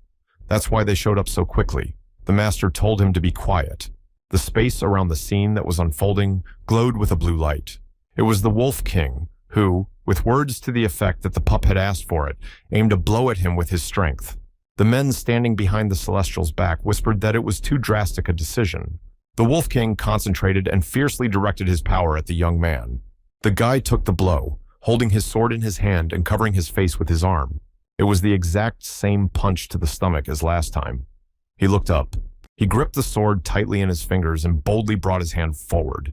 The men behind the Celestial's back fussed because the young man had drawn his sword on someone he didn't dare.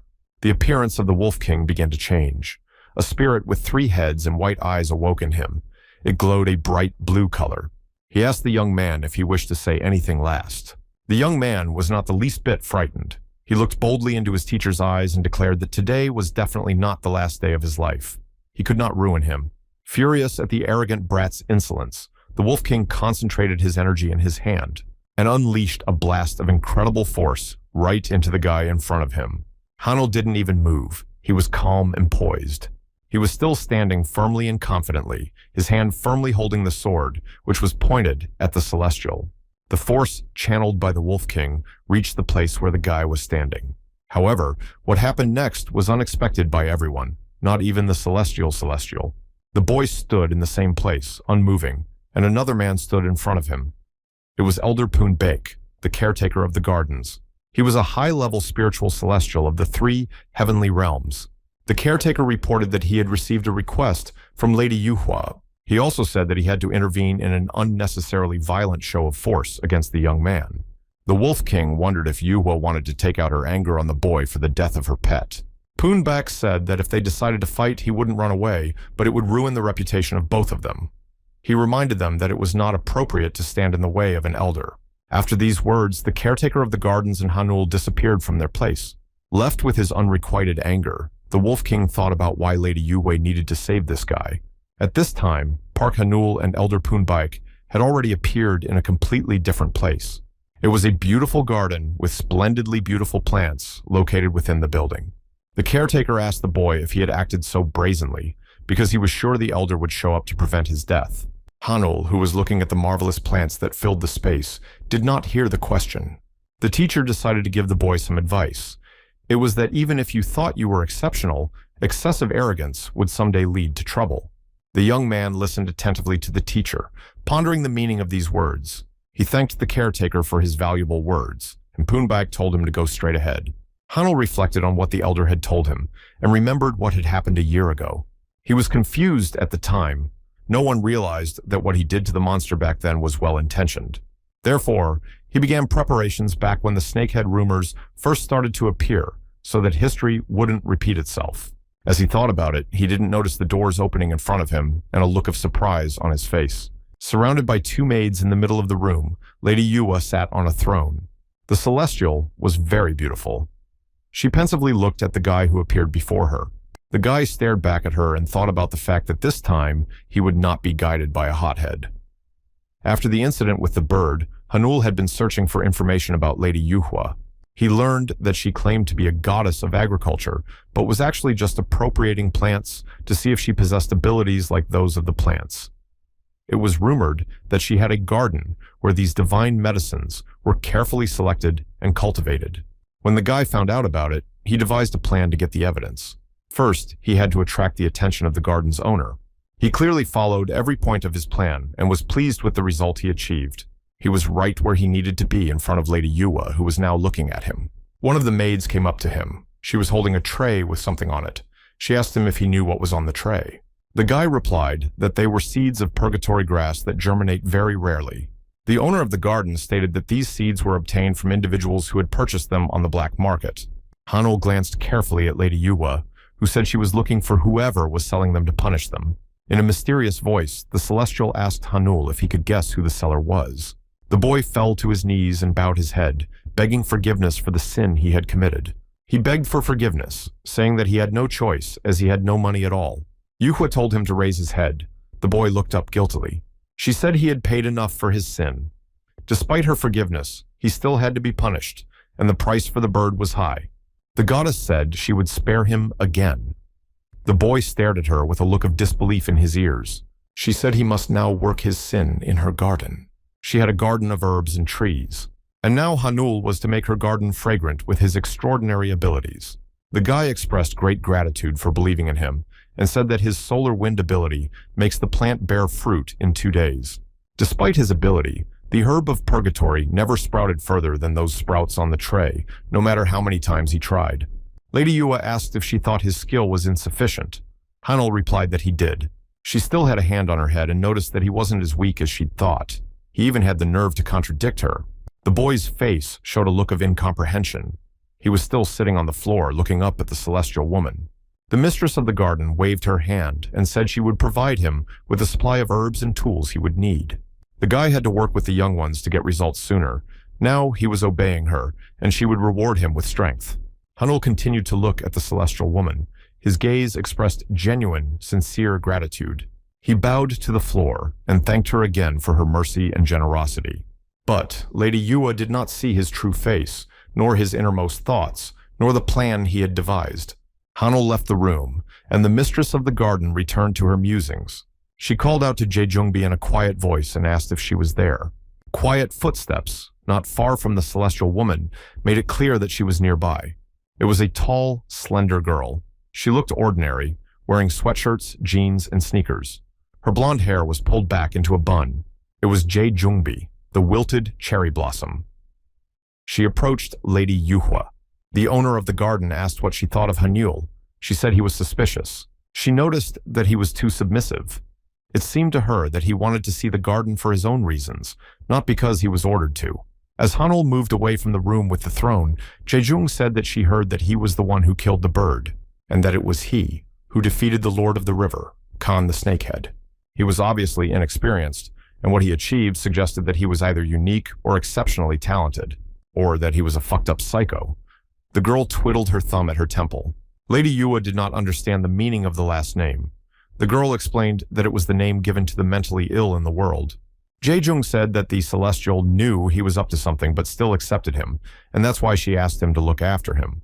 The mistress of the garden replied that there was no need to worry. She would only let him handle the 6th garden. And even if he's up to something, he can't even appropriate a grain, and if he's useless, he'll become fertilizer for the plants. Jaejung thought about how she didn't understand Yua, even though they had agreed to work together because of the peach from the peninsula. She didn't understand her at all. The girl hoped that this young man would prove far more helpful than mere fertilizer for the garden. Hanul walked calmly down the street with his sword slung on his shoulder. He thought about what he had seen today. He clearly sensed that there was another celestial hiding there. He felt it. This mysterious character's strength was over 300, whereas Yuhua's strength was almost 400. Hanul has 10 solar wind stars in a year, so now he could roughly count the other's strength, but he wasn't sure about these two. That flashy man with the beard and the beads on his hands had 600. Elder Poon Bayek, who saved him, then possessed 400. But at the same time, he had everything. He pulled his phone out of his pocket to open the app. His actual card appeared on the phone screen, displaying his profile and information. The guy deceived Shin Soman about his rank, and if his level is now rated as mystical, it turned out that his strength was now equal to about 45. The man had been secretly studying solar wind techniques for the past year, but only in theory. Now he had to try harder. The young man finally arrived at the point where his path was aimed. He stood in the middle of the clearing and quietly said hello, stating that he was there. In front of him was a tall, beautiful tree. Each branch was decorated with dozens of pink flowers. He held out a blue crystal taken from the snakehead's body and, holding it out towards the tree, said he had brought something. He opened up some earth at the roots of the tree and placed the Chintamani of the Lord of the Han River there. And on his knees, the guy said that since he was giving this stone to him, he'll forgive the tree in return for a gift for himself. A bit of theory. It's the strength of those Hanul met. A difference in levels does not equal a difference in numbers. The young man placed his sword beside him and assumed a meditation pose. He sat in a lotus posture in front of a tree, his hands folded, and was in a trance. He was concentrating on meditation as much as possible, but at some point, saliva flowed from his mouth. This brought him abruptly back from his trance, and he was startled. With the delicious scent of peaches filling the air, Hanul capped off the practice. He had been practicing for a year since he learned how to amplify his attacks with his breath. However, just a week ago, the tree had bloomed and produced fruits that were still relatively small. The scent of peach made the air drool. The fruit seemed so juicy and ripe. Hanul took one peach in his hand and thought why he couldn't eat it. Suddenly, an unusual voice came from behind him and told him that he better not rush to do it. The young man turned around to see who such a strange voice belonged to. On the other side, a small-sized, perfectly alive and talking bear looked at him. Hanul tried as politely as possible to find out who this brown bear was. He replied very seriously that his name was Gwanak. That's what the elder called him. The young man smiled, guessing that the god of Mount Gwanaksun stood before him. After the gate in the sky opened for monsters, the deities stopped hiding. The master of Mount Gwanaksun was not a happy spirit. Hundreds of years ago, when Hanyang became the capital, an earthly official who studied feng shui said that the fire energy of the mountain would hurt the city. People added water power by erecting a statue of a horned lion and digging a south pond, among other things. By these measures, they caused significant damage to the energy of Mount Gwanaksun. Hanul looked at the bear and decided that was the reason it was so small. The boy told Gwanak that he had been training here all year and had hoped to meet him. God replied that he saw no reason to interfere with such a devoted disciple. The young man was willing to bet he just didn't want to tarnish his authority. Maybe it was the peach. The tree created a barrier, and he couldn't get through. The young man asked the mountain god to wait until he had something to eat, but Gwanak rushed to stop him. He raised his voice sharply and shouted that if Hanul did, it would be sheer recklessness. The boy reached for the fruit. The bear continued that inside, the fruit was the energy of the tree, and if you pluck it, the protective barrier would be gone. Gwanak asked what the boy would do if the people who wanted the tree took it away. The young man asked if he was talking about himself. Bear resented the guy for thinking he was a thief. He said he didn't mean just himself. Someday, people will start to recognize the existence of the tree. Gwanak informed the lad that someone was waiting for him at the bottom of the hill right now. The man turned around and looked at the barrier that had been created using the tree's energy. He saw that there was indeed a massive cluster of dark energy behind him. Bear pointed his finger at the hole in the dome and said that if they had destroyed the barrier by that much, they would definitely want to catch the young man here. Maybe they came for the fruit of the holy tree that Hunjul had grown here. The boy was surprised at the name of the sacred tree. He thought for a moment and then remembered the classic novel Journey to the West, in which the king of the apes ate a similar fruit. Gwanak realized he had said too much and reminded him that one of the super Taoists was already approaching here with a fire technique. Hanul remembered the man. He believed that with such training, the bear could help him tap into the true power of the tree. The bear said that the human body couldn't assimilate the peach's healing properties, but he wasn't human, so the guy should give the peach to him. And if the guy does that, the mountain god can regain his power to protect this place. But Hanul had already plucked the fruit from the tree and only said he was sorry. He quickly guided the peach into his mouth, and Gwanak became enraged, yelling that the guy was an idiot. He didn't realize what kind of madman stood before him and became furious. It was the peach from the same holy tree that made Dongbangsak and the Monkey King celestial. Hanul was very curious as to what would happen to him now. He assumed a meditative posture. His body was absorbing the new active ingredient. The boy opened his eyes, carefully listening to the sensations in his body. Gwanak was also looking forward to what was going to happen. He asked how the boy felt. The young man replied that the persil was very fresh and juicy. The bear considered him shameless. He was amazed at how easily the boy took such a profound moment. Gwanak continued to freak out and yell that the guy was an idiot, and Hanul began to feel the heat spreading. This warmth was not like the previous ones. It was much gentler and warmer. It was all over my body and not just in one spot. A disappointed Gwanak discussed how normally such a peach would take 3,000 years to grow and what could be expected from a fruit grown in a single year. Hanul decided to make a joke and said that he had a little problem, asking if God wanted to help him. The bear didn't get the joke and called the guy a jerk. He was angry because, even if he wanted to, he didn't have his former strength. Gwanak continued to freak out as suddenly something small flew into his head and bruised him painfully in the forehead. The bear got angry and started yelling that if he couldn't help the young man, it was no reason to throw stones at him. Hanul said he threw it because he was sure he'd catch it. The bear looked at what had popped into his head a second ago. He couldn't believe his eyes and asked in a trembling voice if he thought it was a seed of purgatory grass that had sprouted. Tears filled his eyes, and he gratefully asked if the boy was ready to give him the jewel. Hanul thought he was very nice.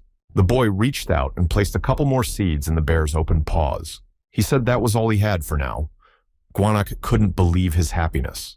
The young man asked if he had understood correctly that the mountain god had replenished his power thanks to them. The bear continued to look at Hanul with gratitude and replied that the guy was right. The young man looked at Gwanoka with mortification and asked what he was going to do now. The inspired bear replied that he could now sell caves. Hanul was stunned. He even thought for a second that he had heard something. The mountain.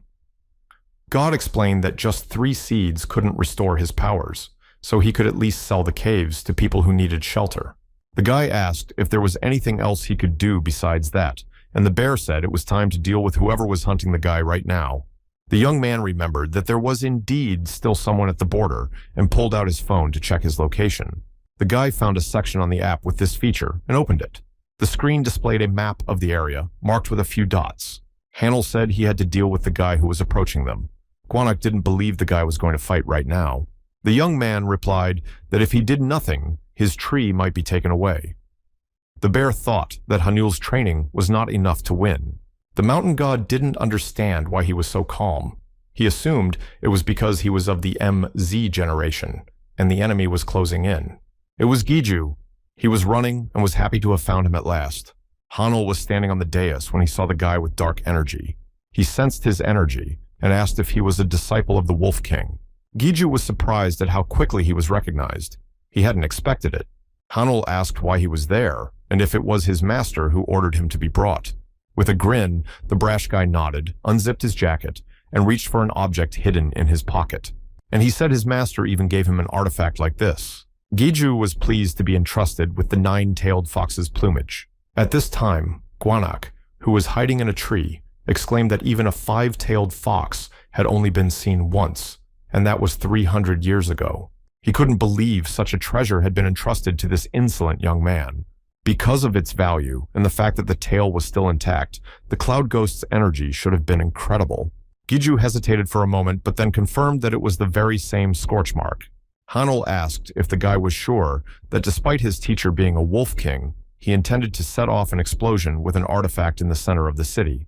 Giju grinned again and asked if the guy could sense the unusual energy that surrounded them.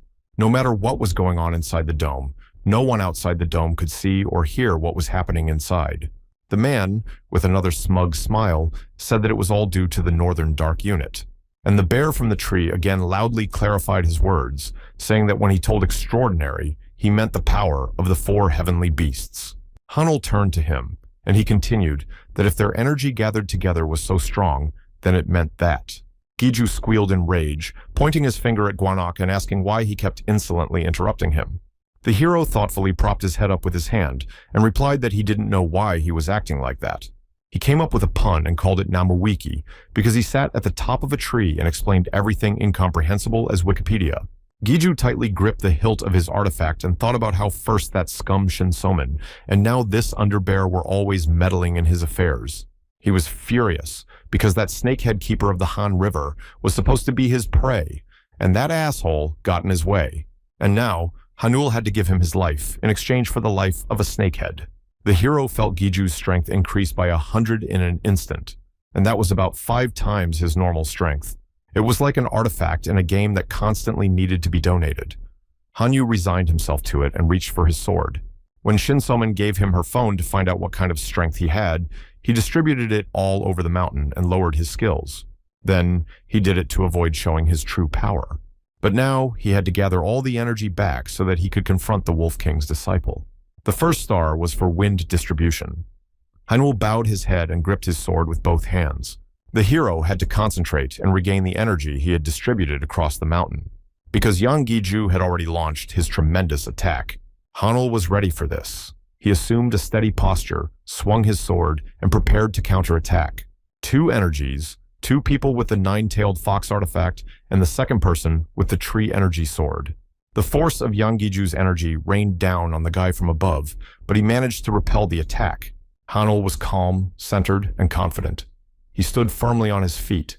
His sword still rested securely in his hand, and he obeyed its master. Gwanak stared at this sight, amazed, and couldn't believe that this guy had literally merged with the surrounding nature into a symbiosis. He couldn't believe his eyes. The most ordinary-looking young man was capable of such power. Hanul looked down at Giju and clarified that anything that happens within the protective dome will not break through to the outside, and reminded him that if he was preparing to attack someone, it was to be expected that someone would be able to fight back. Ian was furious. He had not expected such a turn of events. He swung the nine-tailed fox's scuttlebutt and began shouting that a vile mutt like Hanul dared not. But he didn't have time to finish the sentence because he felt something strange in his body. The artifact in his hand seemed to suck all the life energy out of him. Hanul saw this sight and didn't realize what was happening before his eyes. He ran to the exhausted Bijou, who had fallen to the ground, to figure out what had happened. Gwanak peered out from behind the cover and gently reminded the boy to be very careful. When Yangiju took this artifact in the hopes of gaining immense power, the Opahala took away his soul, and he had no strength left. It was part of the artifacts made by the demons. Hanul examined Giju and said it didn't seem too bad, and Gwanak remarked that if the artifact had been with a more suitable person, the mountain would have gone up in flames. Hanul listened to the fact that every sacred artifact could dredge a river or raise a hill. He took the nine-tailed fox's Opahala in his hand and wondered if this thing really contained such great power. At this moment, he felt a massive stream of energy being directed towards him. It was the same bearded teacher and mentor of Yang Giju. He was furious. With all his legs, he ran to his student, who was lying on the ground, too weak to examine him. He took his head in his arms and said something about it being an incredible failure. Giju, in his teacher's arms, let out a sigh. Heavenly King couldn't believe that Giju was so stupid, but now that brat Hanul will definitely suffer the wrath of the Heavenly King. He glared angrily at the insolent man and asked how he could do such a thing. In his mind, he thought Giju was defending himself. Hanul stood exactly where he was. The sword was still in his hand. He waved it and said that the words about it being an incredible failure applied to himself. Still lamenting his disciple, the Celestial said that he should have burned Hanul a year ago on the river. But now, he would definitely not stand for it anymore, and it would finally lead him to the Heavenly Wolf King. Hanul still stood there looking at the Celestial. His face was calm and centered. So when the Celestial's attack began, he managed to dodge just in time. The young man fled, but the bearded man pursued him, and another blow was not long in coming. So the guy turned around and tried to repel the attack with his sword. He not only repelled the blow, but also launched a counterattack. He concentrated and deftly repelled the strong blows, but they did not stop. Finally, one of them reached its goal and knocked the hero to the ground. Hanul wiped the sweat from his forehead and thought that things were getting bad, and he had to think of something. The difference in the strength of the opponents was too evident and strong, and it didn't play into the guy's hands. The bearded man possessed the element of fire and wielded it to perfection. At that moment, Gwanak shouted from the bushes. He was shouting for Hanul to use the Opahel. To do so was to put his strength into it. He wanted to say that it didn't matter what element you possessed, but he couldn't because a stream of fire hit him. The young man heard the mountain god's advice and wondered if he would end up like Giju, but he decided that until he tried it, he couldn't find out. And he drew out the nine-tailed fox's wreath, grasped the hilt firmly, and swung it. Bearded asked how the man dared to use such a valuable and powerful artifact, and released another wave of power with his beaded hand towards Hanul. The next moment, the young man didn't realize what had happened. The sky was filled with green light in the shape of foxes. He saw with his own eyes what the power imprisoned in the nine-tailed fox artifact looked like. It swept away everything in its path and even cut into the ground, exposing tree roots. Hanul remembered Gavnak and decided that he needed to find him as soon as possible. And at that moment, a blow as sharp as a dagger flew into his back and struck him. Such sizzling pain the young man had never experienced before in his life. He fell to his knees, trying to realize what exactly on his body was hurt. It looked like something had been punctured. The boy heard a voice nearby say that it was a shame. It was the bearded one. He was saying that it wasn't enough for the guy to turn the Wolf King's apprentice into a vegetable, but he dared to use the artifact as well. The hero couldn't believe he had survived such a blow. On the other hand, he learned how great the power of the extraordinary Celestials was. With a furious shout, the bearded man released another portion of his energy in the form of beads towards Hanul, which struck the young man in several places at once. The force of the blow was so powerful that he not only fell, but flew aside for several meters. The bearded man intended to prevent any more of this brat from trying to trick him, and, playing with the beads in his hand, declared that he now intended to take him to the heavenly Wolf King. For a moment, the young man thought that perhaps today was his last day on Earth. But at that moment, he felt the pain in his body begin to subside little by little. This worked as the active ingredient of the peach of the sacred peach tree. Many years ago, the Monkey King intended to rid himself of any possible wounds, so he obtained his hide. He was invulnerable to any of the artifacts, and endured 49 days on the Eightfold Path, despite the pressure of the Buddha's 5 fingers. The skin he wore saved him for 500 years. Dong Bangsak also dreamed of a body immune to death. That's why he got the immortality cells. None of the deadly techniques could ruin him, and even the king of the underworld himself eventually stopped trying. The peach function of the sacred tree created individual apparatuses suited to one of the elements. So, the hero got what he wanted. Apparatuses that were responsible for metabolism, including neutralizing the poison. The young man's renewed liver filled his body from head to toe with warm, life-giving energy. The bearded man couldn't believe his eyes. He felt a powerful energy. He couldn't understand how this worthless brat could have water energy. And finally, it came to him that before him stood a man with an inexplicable backbone. Hanul gave a playful laugh and said sarcastically that he didn't know how that happened. But he felt fine because all the fever in his body was gone. At the exact moment, the guy grabbed the 9-tailed fox artifact with both hands. He directed all the energy he could at the bearded man, who immediately fell off his feet. When the man saw the 9 heads approaching him, he was filled with terror. The bearded man couldn't understand how this was even possible. The light from the fox filled everything around him. A short while later, a furry paw touched Hanul's cheek. He gently pushed, calling and begging to open his eyes. Hanul woke up and asked what was wrong, and the bear was happy to see him awake. Gwanak asked the guy how he had managed to end up with water all around him. The young man didn't quite know what he was talking about. He felt exhausted. He crouched down to recover quickly and tried to look around. He saw that some trees near him had been torn out of the ground, and their bare roots were lying on the surface. The earth looked as if a meteor had fallen from the sky. It looked like it had been plowed over by something huge. Hanul looked at everything that came before his eyes. Gwanak tried to get the boy to talk. A lifeless body floated in the water that filled the space of the plowed land. Hanul had to wade into the water to bring the man's body to land. He was looking for the flag that was responsible for the defense barrier Giju had mentioned. The young man searched the bearded man's pockets in his search, and at one point, his hand fumbled for something unusual. He pulled out the object.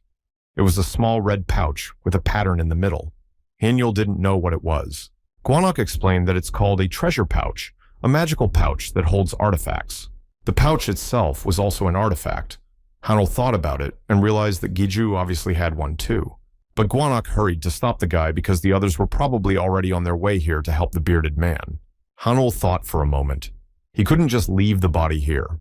This celestial being will obviously be searched for, and when they find him, they will realize what happened. Then the guy will not be happy. The young man picked up the lifeless body on his shoulders and went with it, carrying it to the tree. When they reached the place where Hanul wanted to come, he put him on the ground. The bear hovered over the guy's shoulder nervously, asking him what exactly he was up to. They stood near the tree, and the body lay at its base. Gwanak said that if they stayed here long enough, they would find the peach tree through it. The guy smiled slyly and started gathering energy in his hands. When there was enough of it, he directed it into the ground so it would penetrate to the very depths. It was the execution of the solar wind, the second star of the art of chanting. Gwanak looked at what was happening and couldn't believe what he was seeing. The man was forcing the tree to consume the Taoist's body to create new fruit. After that, the protective barrier reappeared around them intact. He got there just in time. While inside, they looked up and saw 2 figures peeking out from behind the hill at that moment. The peach tree bloomed again, renewing the barrier. The 2 figures saw nothing and turned, walking away. Gwanak sighed disappointedly and said that if the bearded man had another element other than fire, Hanul would have been able to grow new fruit. On the tree, meanwhile, beautiful fragrant flowers had already bloomed. The young man asked Gwanak if the fruit had medicinal properties. He replied that only a couple of people were familiar with the fruit. He went on to say that since nothing changed for Hanul, the fruit was not fully ripe and therefore did not have the full effect. The man felt that even now he could harness the water's energy. What would happen if he ate the fully ripe fruit? They continued walking while Hanul pondered this. Gwanok was preparing to say something, embarrassed, over his shoulder. Finally, he overcame his embarrassment and gathered courage, and asked the young man to show him the world that was outside. Hanul asked if a mountain creature could walk around outside. The bear replied that yes, but that his alter ego had to be released. But he needed strength to do so. The young man humbly accepted that this mountain god would definitely not let him go. The bear fervently began to justify itself, saying that it was because even if people came here, no one brought offerings. But now that their paths had crossed, he could see the world around him through the boy. Hanul thought for a moment, and finally he agreed, but in return, he demanded that Gwanok give him something in return. The mountain god happily agreed and placed a strange wooden object in the guy's hand. The guy assumed it was a madangsan. The bear didn't know what it was because it was from the world outside, and Gwanok began to explain again.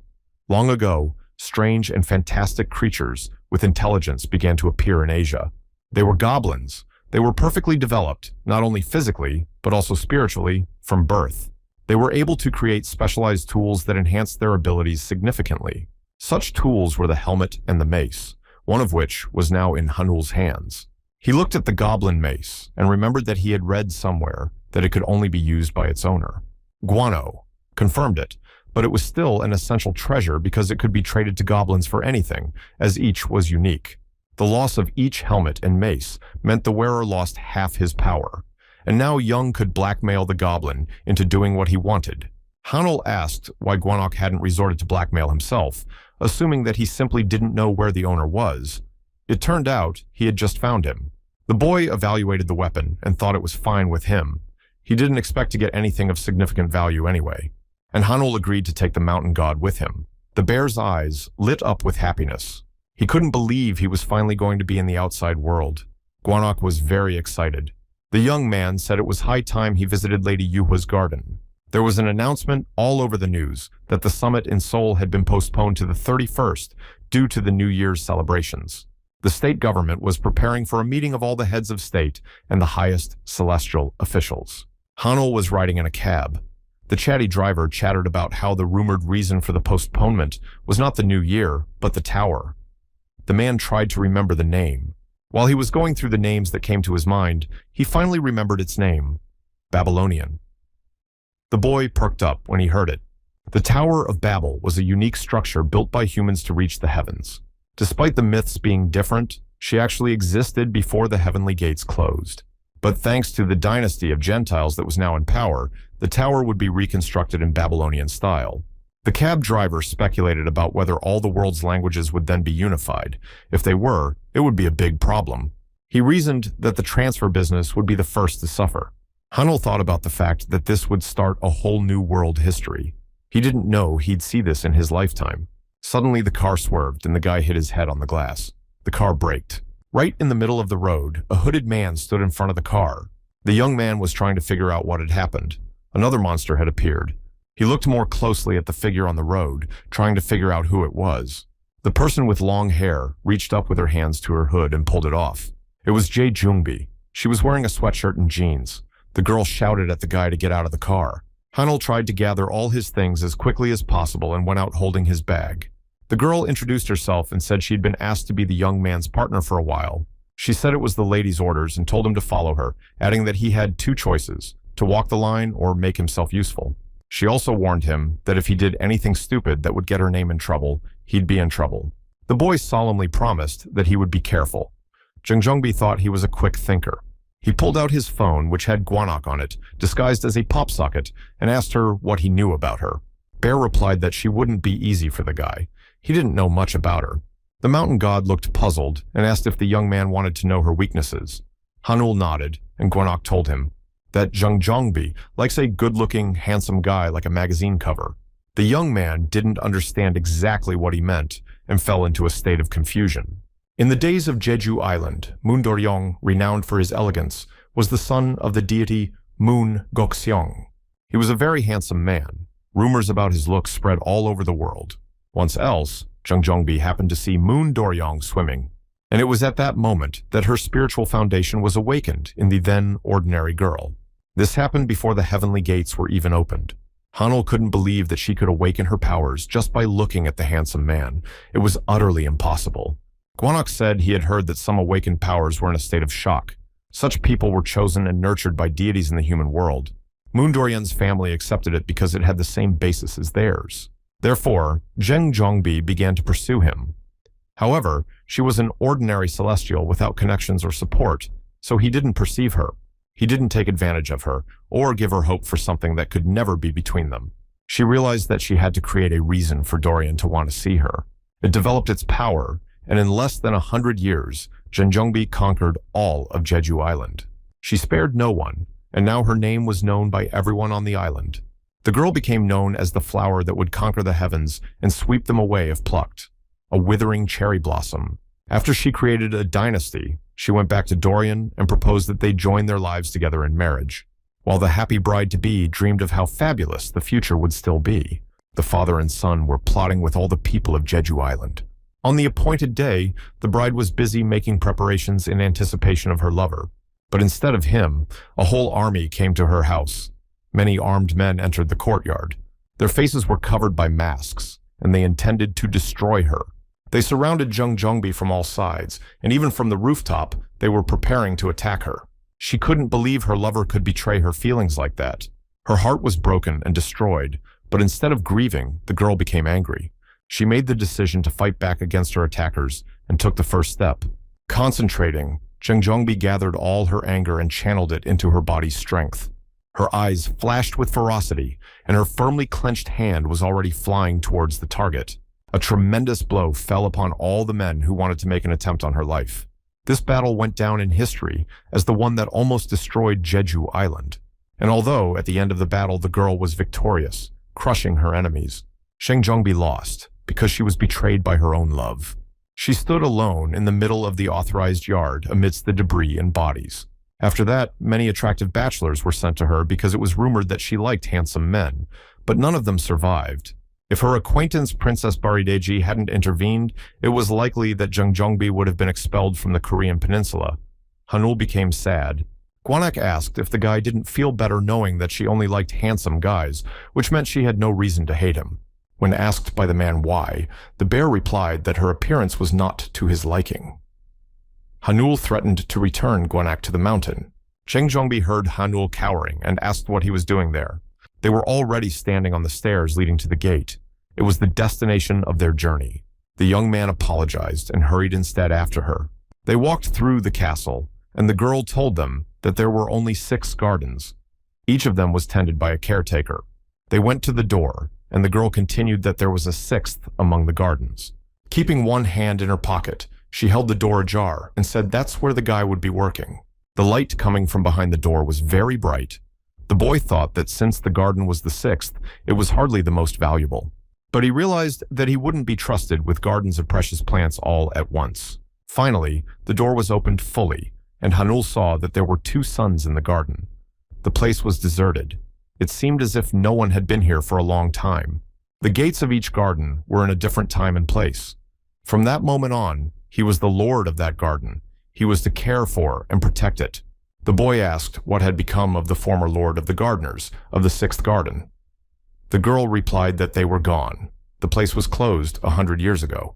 The young man believed that the importance of herbs had increased because the world was changing and that the celestials were becoming taller. But now, the 6th garden was open again. Hanul's labor will be paid, and he will not have to share it with others, as he will be working on this garden alone. All the payment will go to him. The young man nodded, and at this moment, sounds began to emerge from Zheng Zhongbi's hoodie. It was a pop song by a Japanese band. The girl was embarrassed and started looking for the source of the sound. She finally managed to reach her phone, which had continued to ring with a smarmy voice the whole time. But it caught the edge of his sweatshirt pocket and fell right at the young man's feet. Hanul reached out to pick it up and saw a pop band of guys on the screensaver, and the song said, "He was your prince." At those words, flashbacks of the story of the Sky Girl flashed through the guy's mind. Somewhere nearby, Gwanok's voice was quietly reminding him to be careful and think about what he should say. The man frantically thought about what to say in this situation and opened his mouth. He couldn't think of anything else but to say he respected her. The next moment, he stopped seeing anything around him and heard only the fading words of the song. Park Hanul opened his eyes and saw Gwanok's muzzle above him. He held a berry in his hand and asked if the man was awake. He looked interested. The young man was lying on the ground, trying to figure out what was going on. He was lying in the garden with his arms and legs spread out, and on his chest sat a bear who said it had been 2 hours. The young man asked him what had happened, and Gwanok replied that it was a significant blow. It was the first time he had ever seen such a blow thrown without any technique. Hanul was embarrassed. The bear handed him the berries and told him that, despite the orchard's neglect, a couple of trees were producing good quality and tasty fruit. The boy remembered that Jungbi had said they would monitor his progress in the garden until the next harvest. He determined that he must show success to earn the opportunity to grow more precious plants. For example, something as significant as the sacred peach tree. He was obliged to use this opportunity to avoid becoming a pawn in their game again. He would no longer allow anyone to harm him or his loved ones who remained in the world of the out-of-control Celestials. Hanul pondered what the next step should be now to accomplish this. First, he needed to do something about this desiccated field. The young man had an idea. He remembered that he had his sword with him. He opened the bag and saw that the hilt of the sword had been burned off after his last attack. He remembered how decisive the blow had been when he had fought the bearded man and realized that was the reason. The guy knelt down, stuck his sword into the ground, and thanked him for saving his life many times. The young man bowed his head to his sword and began to mentally pray. The bear continued to eat berries and watched from the side, unable to believe that the man was really praying sincerely. Even though it was just a plant, he could take it to heaven without any regrets. At this moment, a small sprout with a green leaf began to appear on the burnt sword hilt. Suddenly, in an instant, the sword turned into a vast, full-fledged tree. Its roots grew deep into the ground, gradually strengthening the tree trunk. They went into the soil, and from it sprouted new ones that wrapped around the fence, standing on the ground. Gwanok watched what was happening and could not believe his eyes.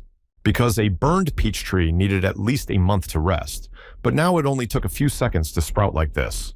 At this time, Hanul gathered energy in his hands and finally pointed his fingers at the 2 trees, ordering them to rise. It was the execution of the solar wind, the 9th star of the art of chanting, agricultural labor, and the trees came to life. They pulled their roots out of the ground and walked towards the young man. He informed them that she would now be in charge and would perform the duties of an experienced farmer, and the trees obeyed. They walked toward their fellows. They touched them with their hands, branches to other trees, and those too began to come alive. One by one, the rows of walking trees were replenished, and soon the nearly withered trunks came to life.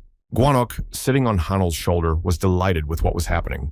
Such a skill required a lot of energy, even from high-level Celestials, but the guy managed it without anyone's help. But now he needed rest, because he had spent a lot of energy. Gwanok suggested that he eat a newly ripened date. Not far from this place, Hanul saw a small thatched roofed building, and they headed there. The young man carefully opened the door and peered inside. It was an almost empty, dusty room. It seemed much smaller from the outside. Gwanok said that while the young man was out, he was here. Bear had read in the memoirs that the past lord of the 6th Garden's name was Park Hae-yoon, but he was known by the alias Gumijinin. Hanul felt very tired. He had spent a great deal of energy on restoring the garden. The guy took a meditation pose to restore some energy using breathing techniques. He focused on his breathing, relaxed his body, and tried to sink his whole being into it. But he couldn't do it because he felt something he didn't expect. The boy listened to his sensations. He wasn't sure what he felt. Gwanok asked what was wrong. It seemed as if some plant was crying out to him for help in response to his breathing. The young man looked around to see where the call was coming from. He guessed that the building must have had a lower floor. Hanul used a seed from a date he had just eaten and channeled his power into it. The seed obediently sprouted and turned into something like a scream. He took hold of it with both hands, swung it hard, and slammed it into the parquet floor. The young man continued to swing the pickaxe without stopping to hear the call of the plant. The stone floor hardly yielded to the pickaxe's blows on it, but still, he advanced in his work. Finally, he managed to break through the floor. After the last blow, the stone collapsed, revealing a hole in it. The young man and the god of Mount Guanak both looked at what appeared before their eyes. Beneath the floor was an enormous-sized security seal written in blood. The person who did this must have harbored a great deal of animosity. That would indicate that there was something important down there. Hanel touched the barrier and felt the call come from there, so he had to break that barrier. The boy swung the pickaxe again. The point of the pickaxe touched the barrier with tremendous force and shattered it. The young man, along with Guanak, peered into the hole to see what was inside. They saw that underneath them was a secret room. They saw a desk with a file and a lamp on it. Hanel, with the bear on his shoulder, deftly jumped down and touched the floor with his feet. He picked up the papers on the table and read, "I am Park Hae-yun, the lord of the Sixth Garden known by the alias Gumijinin. I must tell you the following, to tell of the evil and dark deeds that Lady Yuhua did. One day, I was returning home and came across a shrine to a patronizing deity, and I was possessed by a ghost. While I was trying to do something about it, I was seen by a wise scientist who was passing by. He helped me get rid of the ghost and scattered red beans around, and then I was back to normal. But the fact that the ghost had possessed me meant that my spiritual power has been awakened. But if I had stayed in the human world, I would have been persecuted by those who wanted the powers of the Celestials. The scientist who saved me recommended that I leave this place before I got into trouble. A wise man told me he could help me. He knew a Celestial who could help me, and in return, I just had to do his bidding. That's how I got to Lady Juva's pavilion. I had to work hard on myself and practice to get stronger. However, because I was born an ordinary human, I was never going to become a high-level celestial being. I did all the work without any progress until my debt reached its limit. Before that, I still hoped I could fix it, but I was wrong. When I was 30, I met a girl who, like me, was born a human being with an awakened spiritual power. The information about how this little kid got here shocked me, because it was exactly like the reason I came here. I realized I was possessed by a ghost, but it wasn't when I got to the shrine of the patronizing deity, and when the scientist sicked him on me to awaken my core, so he forced me to come to this place. I became a common slave to those who had power over me, a servant who could be replaced at any time by another. I studied the stories of others who had been here like me and realized I couldn't accept my fate. So I prayed to all the masters of earthly arts I knew to teach me. Whenever I came across scraps of information, I tried to bring them to life. But my earthly body was aging and beginning to fail me. Every year, it became increasingly flabby and old. Because of the way I looked, I was even nicknamed after a weed, foxtail. Every time I bent over to do a job, they called me the grass that grew everywhere. So I got the pseudonym Gumijinin, which stayed with me forever. When that happened, I started thinking about how I was going to end my life. But after that, the unthinkable happened. Lady Yuhua came to me. She rewarded me for my efforts and sacrifice and proclaimed me Lord of the Sixth Garden. She gave me the Earth Martial Arts and Earth Dragon Arts that were passed down from one Lord of the Sixth Garden to another. To the bottom of my heart, I was deeply touched by her generosity and was genuinely grateful to her. I have sworn to fulfill the duties of Lord of the Sixth Garden until my death and never to forget the favor of Lady Juva. I have dedicated my life to learning the art of the Earth Dragon and have practiced extensively throughout my time. My skills were improving and my strength was increasing every day. Finally, I reached the level of mystical celestial. However, despite all my success, my body was getting weaker and weaker. My hands were shaking, my body was decrepit and withered, and then I realized how enormous and all-consuming the Earth Dragon's power was. However, it was absorbed not by me, but by the medicinal plants and herbs that were around me. Without realizing what was happening, I had become a living garden fertilizer. I didn't have long to live. Hanel was mesmerized by reading the memoirs of the past Lord of the Sixth Garden. He'd only seen stories like this in movies before. He couldn't believe that the Celestials could do such a thing. It was disgusting. The bear sitting on the guy's head said nothing was surprising about the story at all. Such things happen every day. The Celestials regularly did such things to ensure their comfort. The young man realized he could have repeated Gimijinin's story. Still, he decided he would not allow himself to be sacrificed.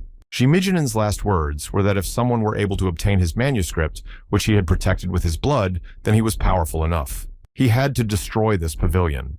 He turned to the one who had read it and told him to keep the treasure and protect it, even at the cost of his own life. Guanak explained that it must have been about the things that were hidden with the message under the barrier. It was the seeds of a mandrake that had been grown across the ocean. This plant was called the ghostly howl of ginseng because it was said to take away the soul with its cry. Next to the will and the seeds was still some obscure cylinder-shaped object. Hanul looked for information in the message about what it was, but found nothing. He tried to listen more closely and feel. The boy suddenly realized that the call that had brought him to this secret room had come from this very object. He concentrated and tried to channel his power into that object, allowing it to grow whatever was calling to him. But the next moment, a tremendous force threw the guy back. Not expecting anything like this, Gwanak ran to the young man's aid. Hanul hurt in precisely the same place as last time, but was generally fine. He told the bear that this thing doesn't want to grow and looks exactly as it should. The young man tried to figure out what it was. He twirled it around in his hands and tried to find out. For a moment, he wrapped his fingers around her and felt a familiar sensation. To his gut, it was the hilt of a blade. He swung it a couple times like a sword. However, the blade didn't appear, and they couldn't understand anything about the object. At this time, Lady Yuwa was sitting on her throne, surrounded by her servants, waiting for a guest. The wagon carried by the men on their shoulders stopped in front of her. The Celestial rose to her feet and greeted her guest with a dazzling smile. It was the master of the Isonokami shrine, a tall woman with dark hair. The guest got straight to the point. She had learned that Lady Juva's palace held a treasure of great importance to her, lost in a long-ago battle. She demanded her property back with the hilt of a seven-pointed sword. At precisely that moment, Hanul was sitting and holding a strange and obscure object whose purpose he could not understand. The seven-edged sword was a strange artifact, as was the place of Baekye where it was created. It was a state that could not be founded due to a lack of power. The force was founded by Pako, Hogeos, which had an unexplained basis. Jumong and his mother, Lady Yuwa, founded the state of Koguryo with the help of Korean ancestors and spirits. However, King Anjo founded Baekje with the help of the people without any divine support.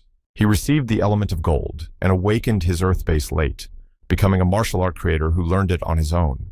King Anjo was a genius, and Baekje flourished under his rule due to his exceptional abilities. However, as time passed, the strength of his successors was insufficient to maintain the state, and Baekje withered away.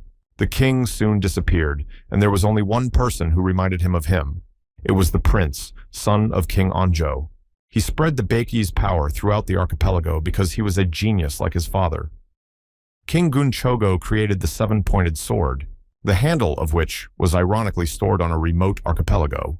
Lady Yuwa asked Isonokami if the hilt was not with the blade given to them, and she replied that she had thought so until recently.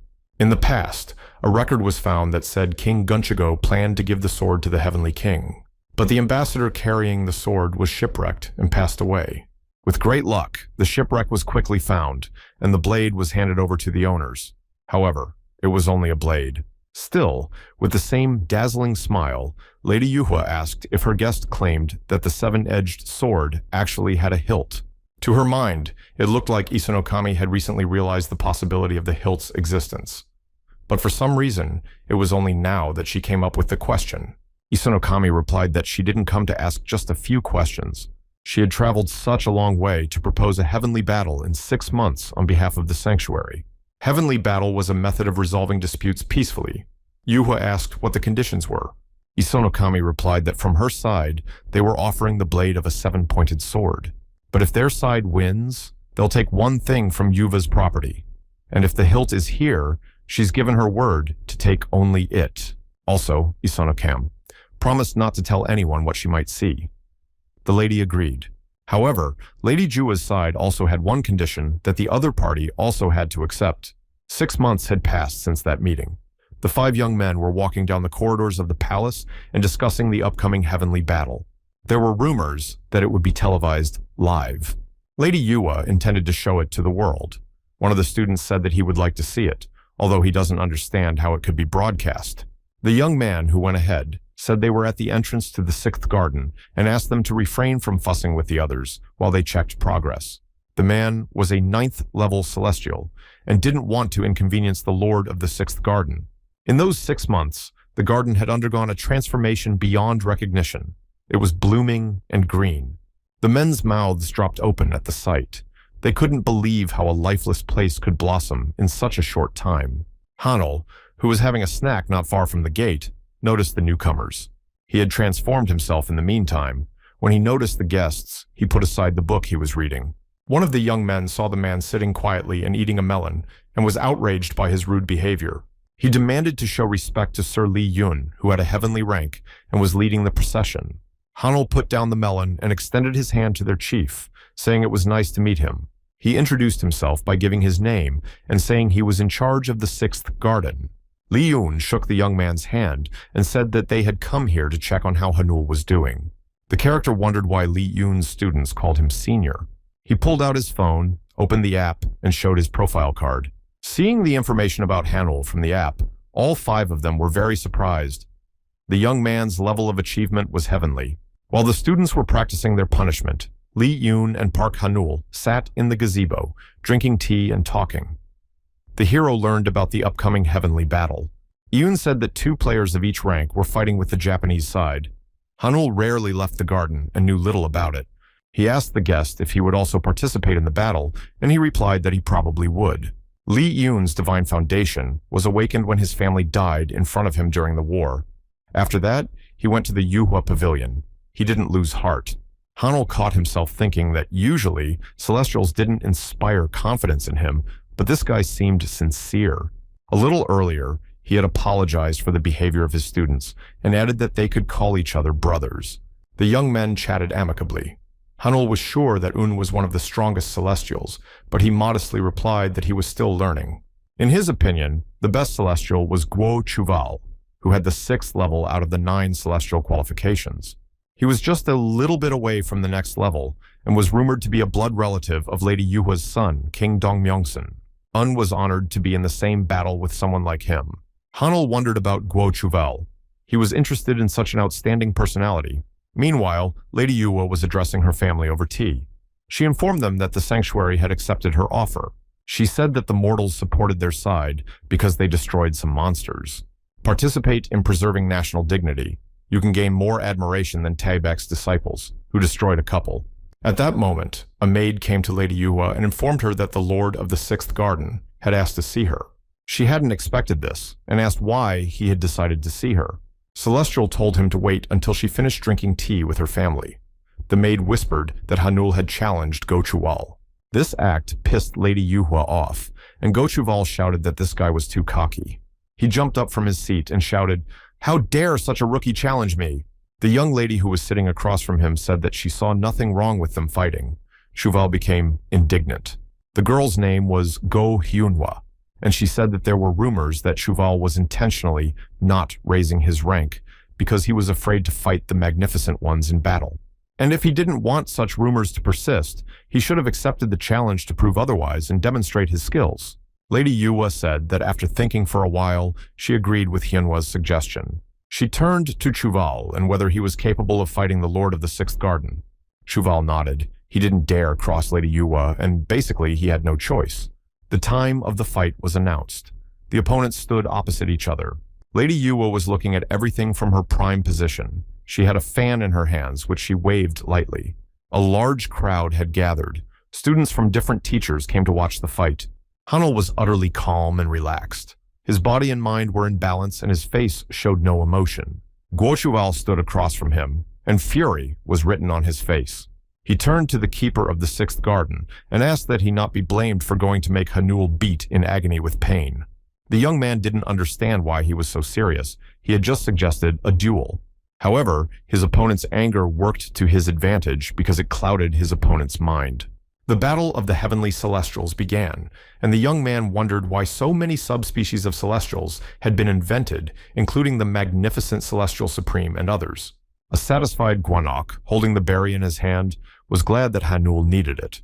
You can see the table, thanks to which it was possible to understand the levels of celestials. Guochuval assumed a pose to concentrate his energy and began juggling balls of it, and in an instant, he abruptly launched these spheres of energy at Hanul. They flew from different directions. The young man calmly concentrated his strength in his hands and prepared for defense. The guy created a leaf shield and repelled the Celestial's attack with it. Gochuval rose into the air, and from there, he watched Hanul trying to hook him with words. He said the shield was so weak that leaves were falling off of it, and it was worthless, and that Hanul could say goodbye to this technique like everything else. Guo Chuval formed a massive lump of energy from his power and prepared to channel it into our hero. He was glad that such an insolent brat, who dared to challenge him to a fight, would soon come to an end. Hanul smiled cheekily and apologized, saying that his shield had actually just recharged. He just needed a little time. It was the technician's solar unveiling, the second star of the art of chanting. He said that if bad luck was going to befall anyone today, it wouldn't be him. The power of his sword was colossal. It filled the space around him, and all that energy flew into Chuval. It was only at that moment that he realized how much he had misjudged the sword. It was pretty extraordinary. It didn't just deflect blows, it absorbed the enemy's strength. A second before Isla Hanul's very touch was about to be made on his opponent, a third figure suddenly appeared on the battlefield, who put up a defense to keep Guo Chuval from destroying him. The voice of a third participant in the action apologized for interfering. When the light was dimmed a bit, Hanul saw the figure of a man with his hand raised in front of him. It was Damdeok. He continued his speech by saying that they could not lose this child because it was clear to everyone who had won the fight. Guo Chuval angrily stated that he was still able to fight, but the man who had intervened in the duel did not listen to him and turned to his mistress, Lady Yue. He said that, in his opinion, the battle was won unconditionally by Taoist Park Hanul, Lord of the Sixth Garden. Damdeok also added that even he and his strength could not create the pavilion they were in now. Lady Yue hid most of her face behind an open fan and remained silent in thought. Finally, after some thought, she said that since Damdeok thought so, she trusted his judgment and agreed with his decision to trust his talent. The man beckoned the young man over to him. At the same time, Hanul pondered why Lady Yue had accepted her nephew's defeat so easily. The young man stood beside Damdeok and looked at him with a sidelong glance. He was very interested in this person and wondered who they were. He was tall, with broad shoulders and short hair. His bright eyes looked forward confidently and calmly. After the battle was over, events moved to Lady Juva's reception chambers. She sat in a chair and asked Hanul, standing next to her, what kind of training he had been doing for those 6 months. The young man tried to pretend that he hadn't noticed her interest in his sudden progress, and said that, due to the wood element, the pace of his development was faster. The boy knew he had come to this garden for a reason, and that Lady Yue had actually made him the ruler of the garden to grow something special for her. He appealed to her, saying that if she trusted him, he would be entirely at her disposal and would never betray her trust. Yuhua replied that these were rather bold words and suggested that this was his purpose for appearing in her palace to begin with.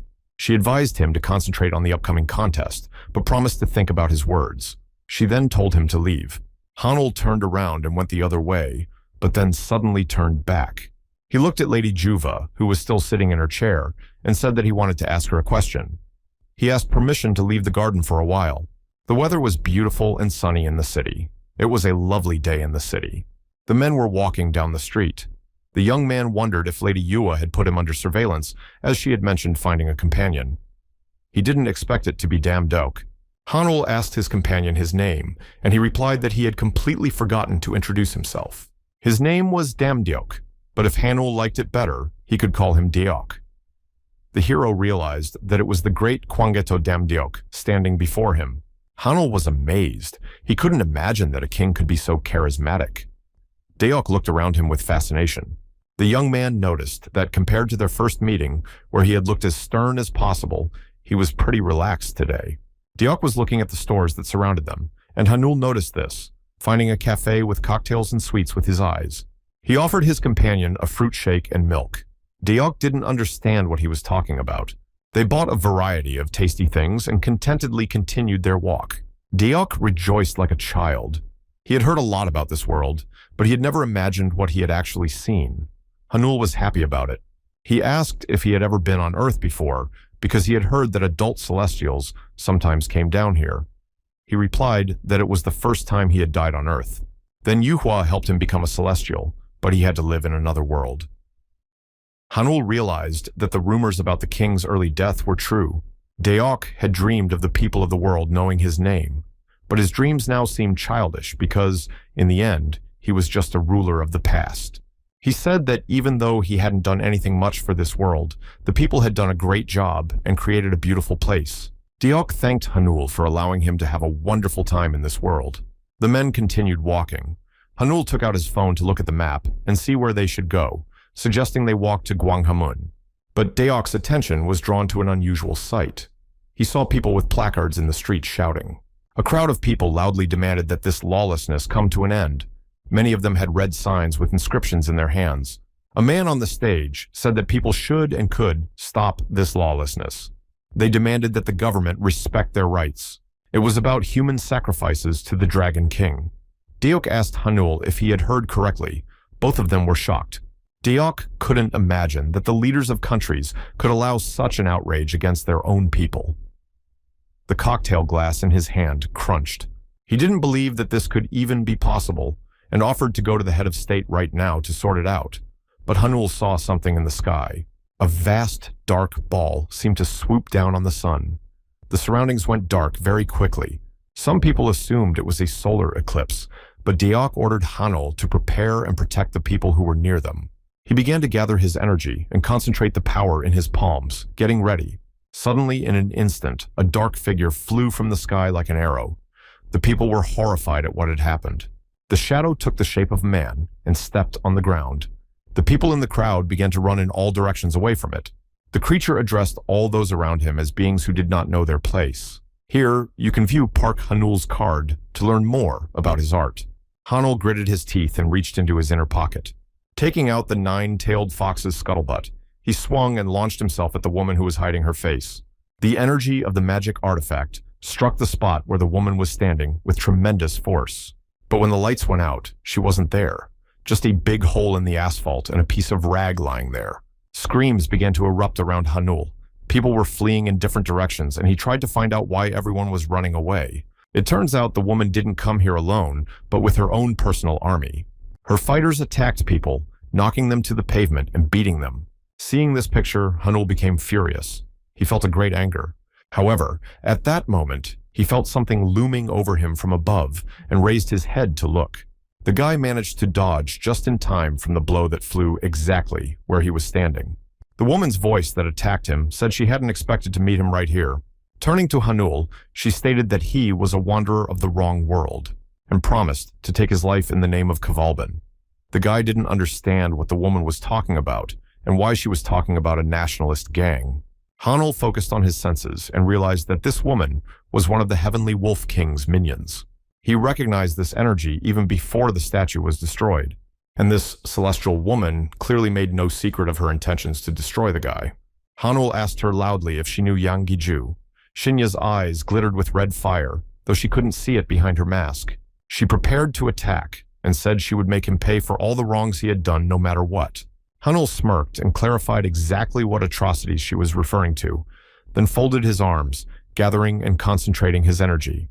The guy channeled his powers through his hands into the ground he was standing on, and the energy flowed in different directions. Like a spider's web, it wrapped around the roots of the nearby trees. The woman stood in the same spot, watching skeptically. Behind Hanul's back, the trees were beginning to come alive. They were Ents. The boy said that the only one here who should pay for her evil was her, but not only her. Her people acting on her orders should have been punished for what they did to the ordinary citizens of the city. Hanul gave an order to the Ents, and they headed towards Yong Xinghei's army. The Celestial saw her men engaged in battle with the walking trees and marveled at the sight. Throughout the square, Yong Xin's men were fighting an enemy that was stronger than them. She stood quietly and watched.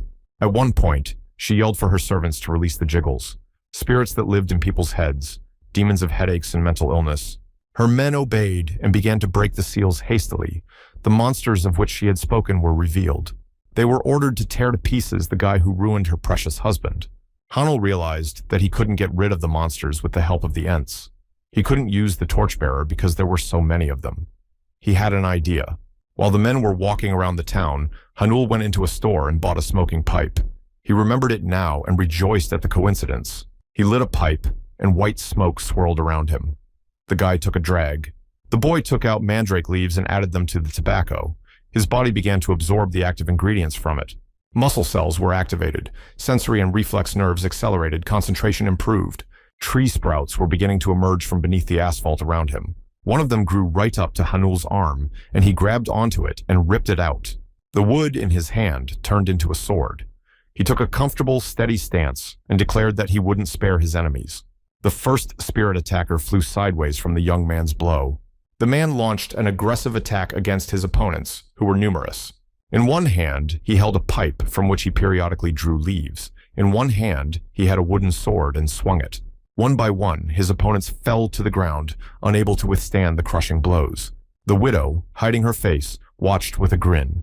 She was confident and calm, knowing that Haniul would not be able to win. She turned to her servants, who were watching the battle, and ordered them to continue summoning the Dryglots. She kept screaming, but at some point the smoke got into her lungs and she coughed. Her servants similarly fell to the ground, gasping for breath and covering their ears with their hands. They couldn't move. Someone else tried to get away, but nothing would help them. Their end was near. Young Sin didn't realize what was happening. Her voice was shaking, as were her arms and legs. She fell to the ground. Hanul saw her falling from a height and headed towards her. He walked and said he wasn't crazy enough to sword fight her. The mask fell from her face. Her body was absorbing the mandrake along with the smoke. For Hanul, it was harmless because his liver filtered out the beneficial components. For everyone else, however, the smoke was like poison. The guy put the pipe in his mouth, took a drag, and mouthed that secondhand smoke was dangerous. Young Sin couldn't believe that she was coming to an end, and with her last strength, she tried to scream. She called out for her father. Hanul sat next to her, still holding the smoking pipe in his hands. But in the next moment, a powerful lump of force flew right next to him. He heard the dark figure ask if his father was the one calling for help. It was Diok, who held a kneeling enemy by the head of his stricken foe. Hanul recognized this man as the heavenly Wolf King. He was amazed by it. Young Sheen saw her father and tried to crawl closer to him. The Wolf King turned to Hanul and Dioku and asked who they were. He looked at them angrily and asked if they knew who he was. Diok replied with flashing eyes that it didn't matter who they were. The only thing that mattered was that the Wolf King had dared to sin unforgivably in front of humans. The man lying on the ground grinned upon hearing that resistance was futile. The Wolf King started to get up from the ground and said that he was trying to guess what nonsense he would say. He looked at Deokea and told him to memorize what he would say before dealing with him and sending him to hell. He said it was because of them that he wouldn't spare anyone. A dark power began to seep out of him and spread around him. The Wolf King sucked in the bodies of the fallen around it, and in addition, began to absorb the energy of the living. Hanul didn't understand what was wrong with these Celestials and why they were so eager to destroy the innocent. The Wolf King's body was surrounded by a dark sphere that sucked in energy. Hanul couldn't figure out how to deal with such power. It was a tremendous power, the eerie and dark art of chanting. Hanul thought about whether or not he should use the nine-tailed fox's scuttlebutt. He wasn't sure it would help, but he had no choice but to try. It appeared to be the reincarnation of Maitreya, who had come to the human world. Diok turned to Hanul. He stood looking at the enemy with a concentrated gaze and, reaching out his hand to Hanul, asked him to borrow his sword. The young man understood the idea. If it was really the real Damdok, the son of King Dunmanson, then it would be that. Hanul deftly flicked his sword to his partner, and the latter caught it on the fly. The man thanked the young man and deftly grabbed it with one hand and tightly clenched his fingers around the hilt. The sword in his hand shone brightly with a golden light, and the energy emanating from it was directed straight at the center of the sphere that overshadowed the sun. Diok had no right to decide the fate of someone who was celestial, even with all the trespasses he committed against innocent people. But in this case, it was about what the Wolf King had done to his subjects. However, Damdok was willing to accept responsibility for carrying out the necessary punishment, and tightly grasping Hanul's shining sword with both hands, he launched the Heavenly Wolf King's attack. The same one turned into a raging creature. The most profound hatred and anger poured out of him. His eyes glittered with hatred. Damdok's attack succeeded, and his enemy was struck down. His sword stopped emitting light. Damdiok, son of King Donmanson, executed the Heavenly Wolf King. The country was actively discussing the news of the last few days. It was reported that thanks to the quick reaction of the Celestials, all terrorists had been eliminated. At the moment, the identity of the victims was being established. A link was established between the attack and the nationalist organization Kavalban. The authorities' action was to eliminate this incident and the proceedings related to it as quickly as possible. In her palace, Lady Yuo was listening to a podcast discussing a recent incident. Even though the TV said the problem had been solved, it was still there. The presenter questioned the involvement of Celestials in solving the problem. He had photo and video materials from the scene of the incident at his disposal. He invited viewers to see for themselves who actually solved the problem. A close-up of Hanul's face was shown, and it was said that this guy became famous a year and a half ago. He was the one who destroyed the giant bird. At this point, Lady Yuhua ordered it turned off. She stared intently at those who now stood before her and pondered what she should do. Deok bowed his head and apologized for causing her trouble. He realized he had committed the sin of descending into the human world without the qualifications of a celestial. He was willing to accept whatever punishment Lady Yuhua would throw out at him. She thought for a moment. Looking at Hanul, she asked him how dare he look her straight in the eye after what they had done. The guy hadn't expected her to turn to him now and flinched. Like Damdok, he bowed his head to her and apologized. Hanul noticed that she was smiling and that she was actually pleased that Deok had defeated the Wolf King of Heaven. She had no reason to scold him. Lady Yuhua turned to Damdionk and asked him to look at her. He raised his head. She went on to say that she wouldn't tell him she didn't think what he did was wrong, but recommended that he be more careful from now on. She turned to Hanul and said that he should prepare for disciplinary action. Hanul nodded and replied that he understood. After the conversation was over, Lady Yuhua told them both that they were free to go. Hanul stood on the porch and thought about how long it had been since he had been to his 6th garden. It seemed like it had been forever. Hanul came to the gazebo. He finally had a chance to check out what he had found in the wreckage of the statue of Sejong the Great in the square where the meeting had been held. He unwrapped a roll-up that contained several books and a couple pieces of paper with inscriptions. The boy heard the call of this bundle just after the battle when everything had quieted down. He went to the call and found it under the rubble. The statue under which this item was located had only recently been installed, so the young man didn't expect these items to have any special value. Hanul looked at the parchment and thought he saw the handwriting of Yi Do, that is, Sejong the Great himself. At that moment, Gwanak fell on his head. Yi Do received his nickname Sejong the Great after his passing. Gwanak wondered if it was the one from the Yi family. Hanul realized that Gwanak was familiar with the surname, and he asked what wrong he had done to him. It turned out that this family was the reason Gwanak looked the way it did. They were the ones who suppressed the power of Mount Gwanak-san when they founded the country there. Gwanak continued to rant angrily about how bad they were, while Hanul immersed himself in reading. The words written on the parchment said that today, Hyang washed away the blood that had been spilled. Hyang was the real name of Munjong, son of Sejong. After reading this, Hanul realized that the one who wrote these words was definitely King Sejong the Great. They said he knew he didn't have long to live, but he was not bothered by fear. The only thing that troubled him was the thought that he would see his son close his eyes forever. The deity cursed his son Hyang, and the latter was losing weight and withering more and more every day. This deity wanted to exterminate the people on the island, although there used to be many volunteers willing to sacrifice their lives to the gods. However, before the era of the Celestials' rule over humans comes, people who have not yet awakened their foundation must prepare for the confrontation. On a far northern island, there were runes. It was rumored that if you learned to use them correctly, they could reveal their full power. It would resemble a verse that possesses immense power in its words. He wanted to write the text with these runes just as much. Gwanak assumed that he wanted to create a system of letters similar to the oracle language. And if he had lived longer, he would have succeeded.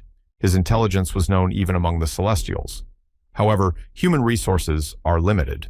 Hanul said that he thought Munjong did it because what he read next said that if someone can write and read them, then just by learning how to activate them, they could harness the power of the runes. The author's last wish was not to let these 28 characters disappear into oblivion. He congratulated those who had achieved their goals. Hanul put the parchment aside and picked up one of the books from the roll. The future envisioned by the great King Sejong had arrived and was now in Hanul's hands. The young man stood in the middle of his garden, his arms folded, concentrating on something. He gathered his energy in his right hand and pointed his finger at the wooden logs. They immediately and obediently soared into the air, leaving Hanul confused. Stunned, he looked at the result of his training and realized what his true attack power was. It was the words. You had to say them as instructed. If you visualized the words in your head, you could use their power just by saying the word out loud. The boy thought about it. He thought about what exactly to say. Then he concentrated and visualized the word and finally said, Gory. The logs still hanging in the air suddenly flared obediently, and Hanul was even more amazed. The boy came to his senses. He had never seen anything like it before. He spread his arms out to the sides and kept shouting fire while testing the possibilities of his words. The logs obediently flared more and more. Hanul was almost jumping for joy, and Guanok, awakened by his cries, came out onto the porch. When the bear saw this picture, he yelled why he was setting fire to everything he could get his hands on.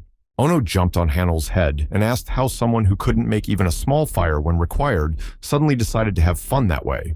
Hanul replied that he wanted to test his abilities. The bear warned him to be careful not to burn something important. Hanul was evaluating what had just happened. He realized that the louder he shouted the words, the more the fire burned. This was something to ponder, what it meant. If you want to use all your power, you must speak as loudly as possible. But what if, the louder you say, the more power it takes? And what happens if it's not just him screaming, but several people? Will the power of the fire be stronger? What if, instead of one word, you made a long, complex sentence? If the power lay precisely in the intention of the words, what did it mean? He thought about it for a while and realized that he should try to test that assumption. Hanul threw his hands up to the sky and shouted to the heavens to howl and cry as they pleased. The sky hadn't changed. Every cloud was still, and there was silence all around. Hanul imagined how what he was doing looked from the outside and got embarrassed. It was pretty loud. At this moment, he turned around and saw Jejungbi standing beside him. What she saw sent her into an indescribable gloating rapture. Hanul was trying to figure out how long she'd been standing here and how much of everything he'd done she could see.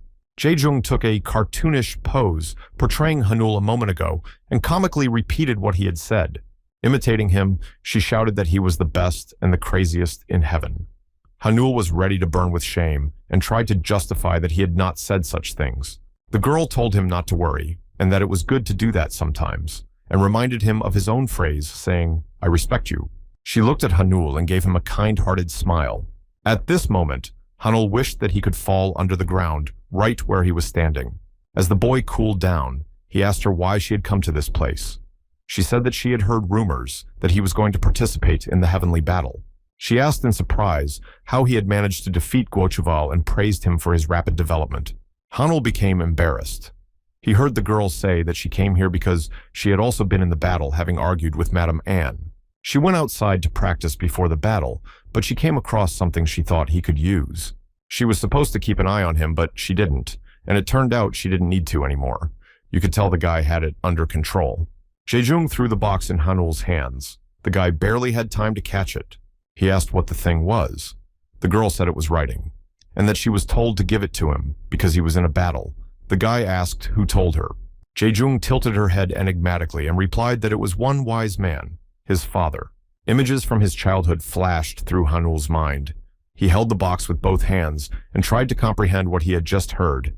He remembered everything that had happened in his childhood and how his and his mother's life had changed after that. The boy was furious. The girl didn't realize what she had said.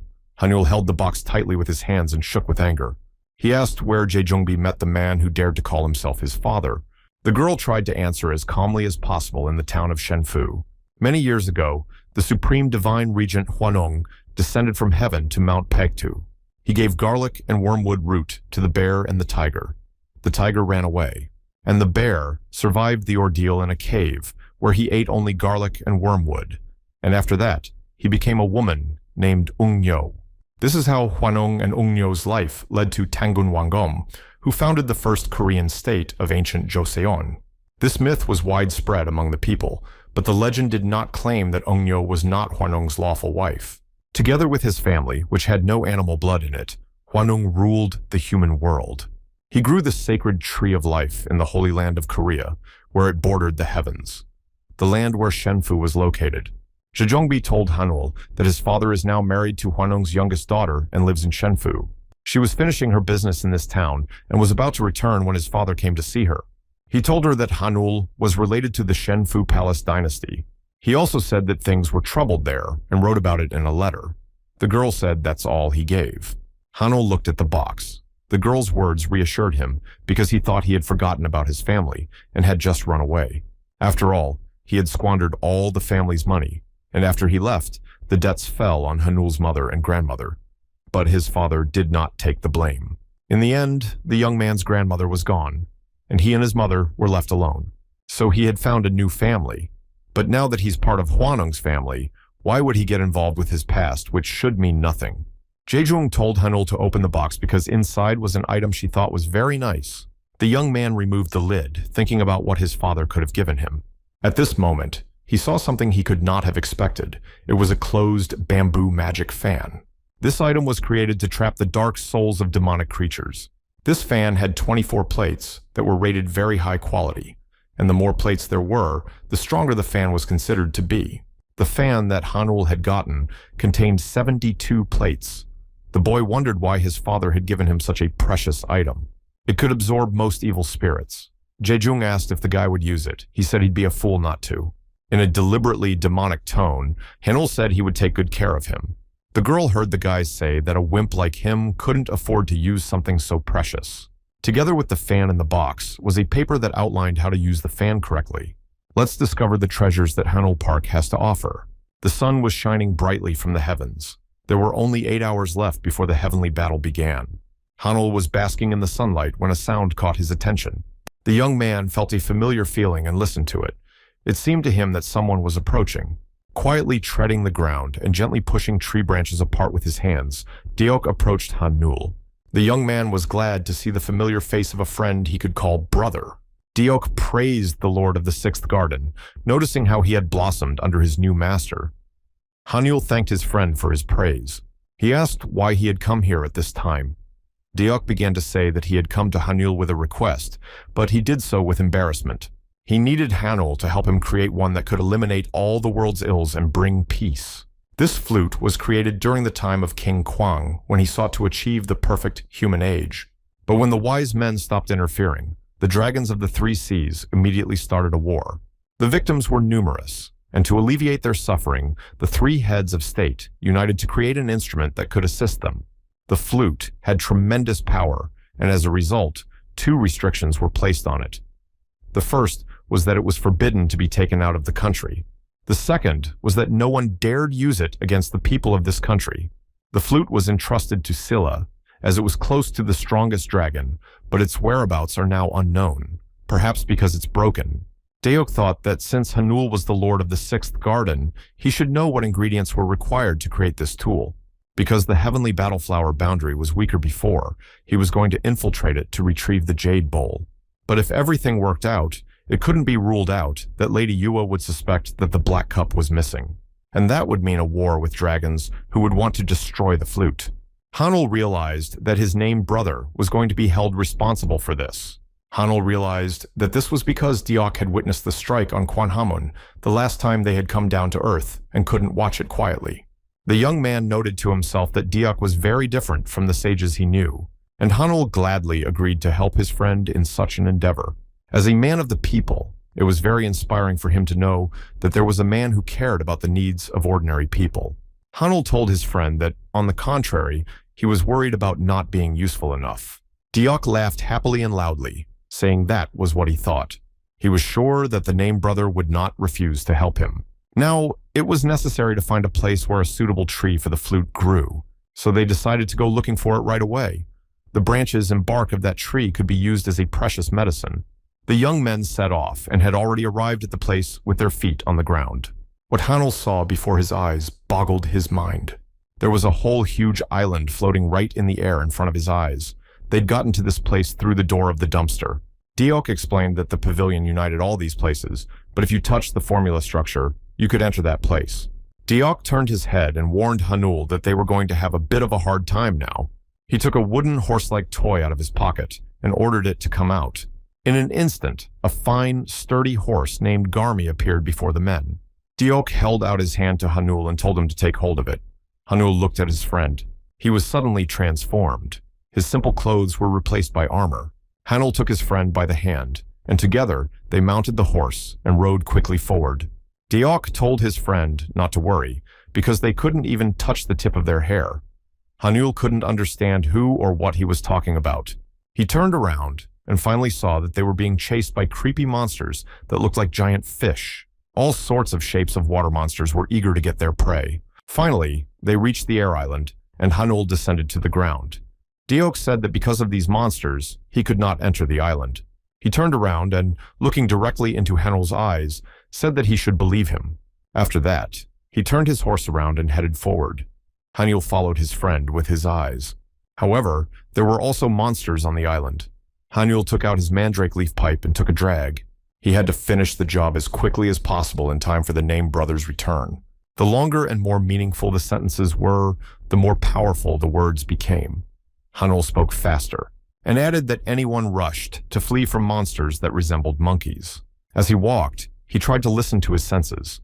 He felt two sources of unusual energy. He headed towards the first one and jumped over the tree, hoping that the jade bowl would be there. But it wasn't like that. He saw something else entirely in front of him. A massive monster with yellow lizard-like eyes looked at him.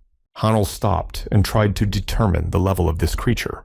According to his senses, the monster possessed the 5th heavenly immortality level out of 9, or possibly even higher. And this monster was not alone. Hanul was in a challenging position. Even though he had already resorted to mandrake, it wasn't enough to get past them. He reached into his pocket. Grabbing the hilt, he pulled out and unfurled a magical bamboo fan in front of him. As if on cue, all the monsters rushed towards their prey at the same time. But Hanul was already prepared to use one of the most precious artifacts against them. He ran to meet them, and at the same time, waved his fan and ordered them out. A huge leg covered in thick wool appeared from the fan. A vast, formidable bear-like beast stood up on both paws and roared loudly and menacingly. The giant lizards saw the creature and scattered away from it. But the formidable beast overtook them and scattered them one by one in different directions. A mighty clawed paw swept everything in its path into the eyes, which glowed with a bright, fiery light. Hanul kept waving the fan. When the bear came out, he said he didn't want to go into the Panmachuksan, but he really liked using the power. After all, they didn't call him a mountain fire god for nothing. However, that wasn't his actual image either. Evil implies a large mountain. Evil ruling mountain spirits are much smaller. Mount Gwanak has a fire-like peak that makes it appear to be a volcano. Ancient people believed that cities overlooking this mountain would burn.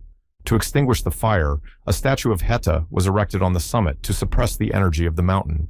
The giant lizards were scattering. The bear noticed it and didn't understand where they were running to. He ran after them with his fiery eyes. Hanul noticed it and asked where he had run off. The boy thought he should head that way too. It made sense that the lizards would flee from a place where they felt powerful. Plus, the black bowl was probably absorbing most of the island's nutrients. However, all the plants on this island appeared healthy. Advancing forward, Hanul turned his attention to something ahead of him, a huge turtle shell-like rock that the lizards entered one by one. Gwanak returned the familiar image to Hanul's eyes and settled on his shoulder. They both stared at the structure before them. They speculated that this obelisk stone might be a black jade bowl. Hanul's attention was drawn to a particular flow of energy emanating from deep within the stone. Gwanak was pulling the guy's hair and demanding he get him down to continue the battle. Hanul said there was nothing unusual inside and asked if he would regret his decision. The bear said that whatever it was, he would roast it. Hanul agreed. He lowered the bear from his shoulder and took out his fan. Gwanak once again took on the form of a giant forebear and roared forward. This battle was like entertainment for him. Finally, he could use at least some of his former strength. The bear was approaching the entrance to the stone as, at one moment, he felt something extraordinary ahead of him. Carefully, step by step, he stepped into the depths and tried to figure out what he was up against. Until, in that instant, two huge yellow eyes glared at him out of the darkness. The blinding bright light of the energy flow caused the bear to retreat. Flying out of the cave, he asked Hanul to help him. The boy had to get him out as soon as possible. Hanul gathered his energy in his hands and slammed them into the ground, calling out to the plants that appeared from beneath the ground and grabbed the two living creatures. Gwanak grew small again and took his place on his shoulder, and Hanul turned to the second, guessing who was the fertilizer on this land. Gwanak glared at what Hanul was holding back and finally realized who it was. It was Hetai's giant-sized puppy. Turns out he'd been here the whole time.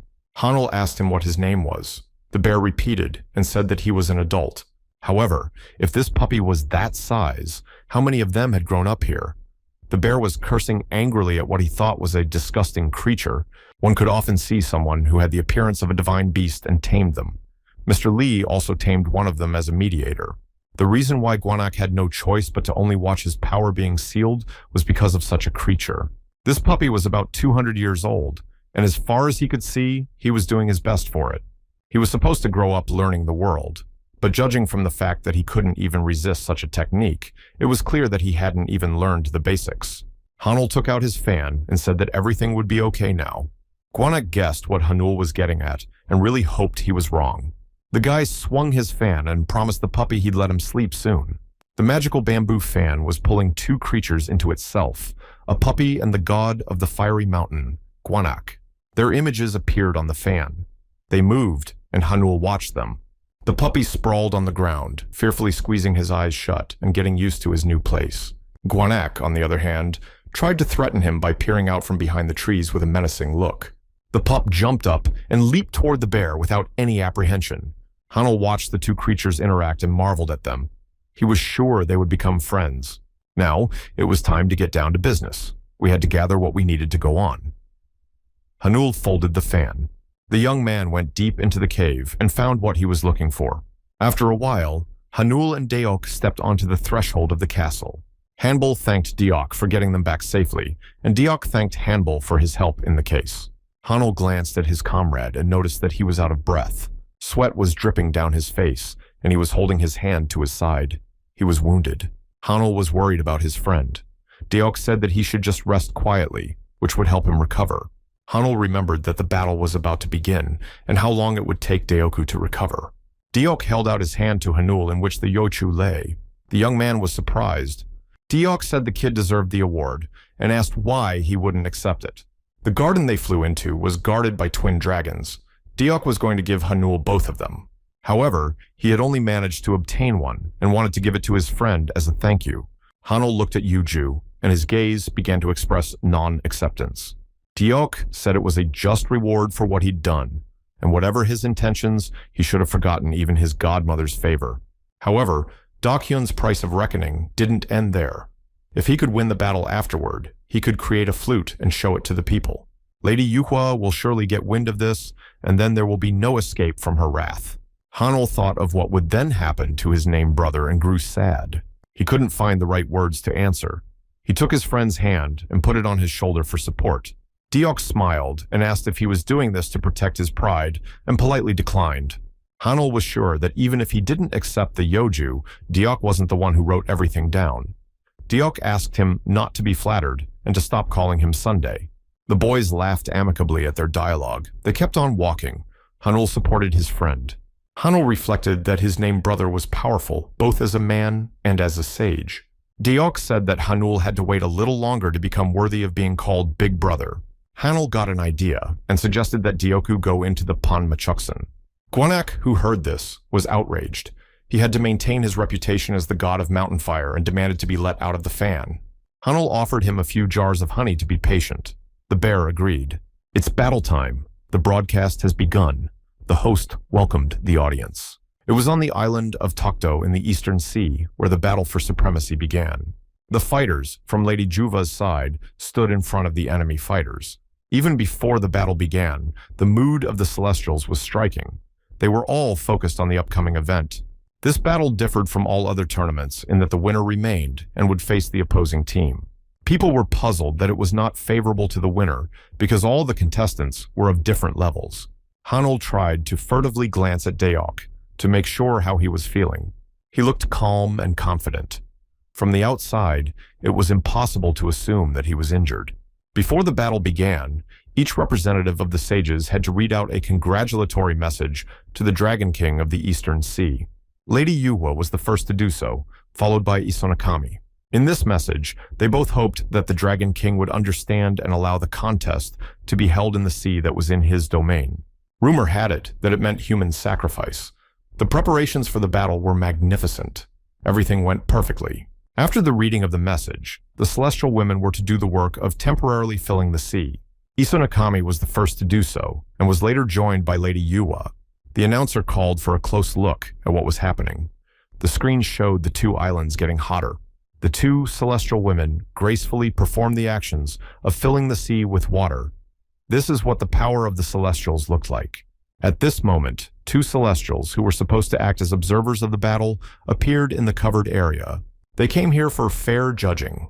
Along with the inspection, each of them brought a high official to enforce the conditions.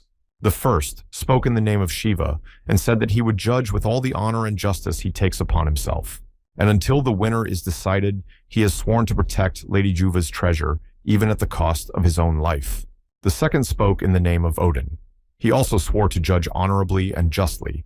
Just as he had in the first one, he declared that he would defend the seven blades at the cost of his life.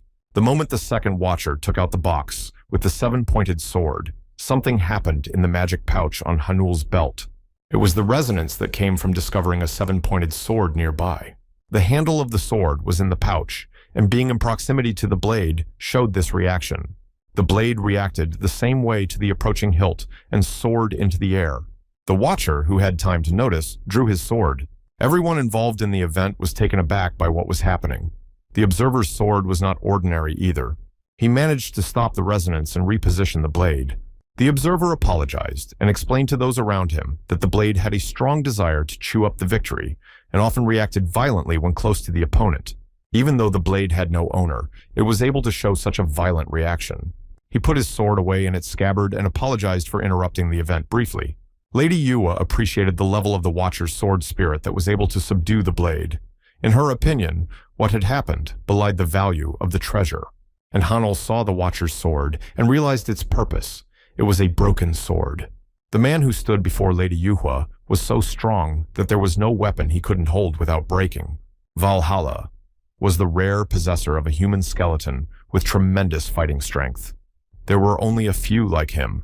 His name was Beowulf. The boy furtively glanced at his pouch and thought, thanks to what the sword had calmed down. If not for Beowulf, due to the attraction of the blade, his hilt would most likely have been popped out of the treasure pouch. But if you follow that logic, it was also about Hanul being in that place and wielding the hilt. The first stage of the battle had begun. Li Yun and his opponent entered the field. The field was surrounded by a protective barrier. This was the first round of the heavenly battle. Li Yun stood firmly on the ground, focused. His hands were clenched into fists. His opponent was similarly calm. The heavenly tour corresponded to the 5th level of strength out of 9. Hanul mentally wished the Lord good luck and clenched his fists. The woman standing next to Hanul said she was sorry. She turned to the young man and asked him if he agreed with her. It was Go Hyunhwa, one of Lady Yuhua's family. Hanul had seen her when he was assigned the celestial level. He asked her what she meant. She replied that he hated to explain the obvious, and that the guy should see and understand for himself. In the distance, a voice called out, calling for a glimpse of the battlefield. The enemy on the Japanese side summoned Kamaitachi to their aid. It was a weasel-shaped creature with sickle-shaped front paws. Kamaitachi charged forward to attack Li Yun. Thoth took a defensive stance, holding tightly to his weapon. The Japanese representative focused and used something to enhance his power. Li Yun was taken aback and at a loss. He was taken by surprise. Hanul tried to think. Li Yun was ahead of his opponent in terms of combat flair, but the Japanese Celestial had a drastic increase in power. I don't know why. Finally, he realized. It was about the Dharma tool. Go Hyunhwa laughed at the fact that Hanul had taken so long to learn. Hanul wondered why they had taken a disciple into battle if there were no Dharma tools for him. Hyunhwa said that if Li Yun had been victorious, the next to attack would have been Go Chual, who was armed with the Dharma tool. Reporters in the background said that the Tokyo battle, besides its primary meaning, was also a place to test the skills of Japanese and Korean Celestials. This battle was watched by the people of the world. One of the purposes of the fight was to give a performance worthy of their memory. Lady Yuhua wished to show how her clan would triumph. Initially, Li Yun was just an ordinary assistant. Hanul looked at the battlefield and saw that Mr. Li Yun had not been defeated yet. He set his staff down and rose to his feet. He almost fainted after the Japanese participants' attack, but he managed to control himself and withstood it. His condition appeared to be extremely serious. The wound Kamaitachi had inflicted on him was a big problem for him. The Korean side warrior's breathing was hitched, but his gaze was pure and clear. What was the meaning of this situation? Did the Korean Celestial lose this battle? Li Yun was not going to give up. He tried to gather all his strength. He gritted his teeth and gripped his weapon tightly. He was not prepared to lose to a Japanese opponent so easily and quickly. The Japanese commander was confident of his victory and considered the fluttering of his enemy's flag useless.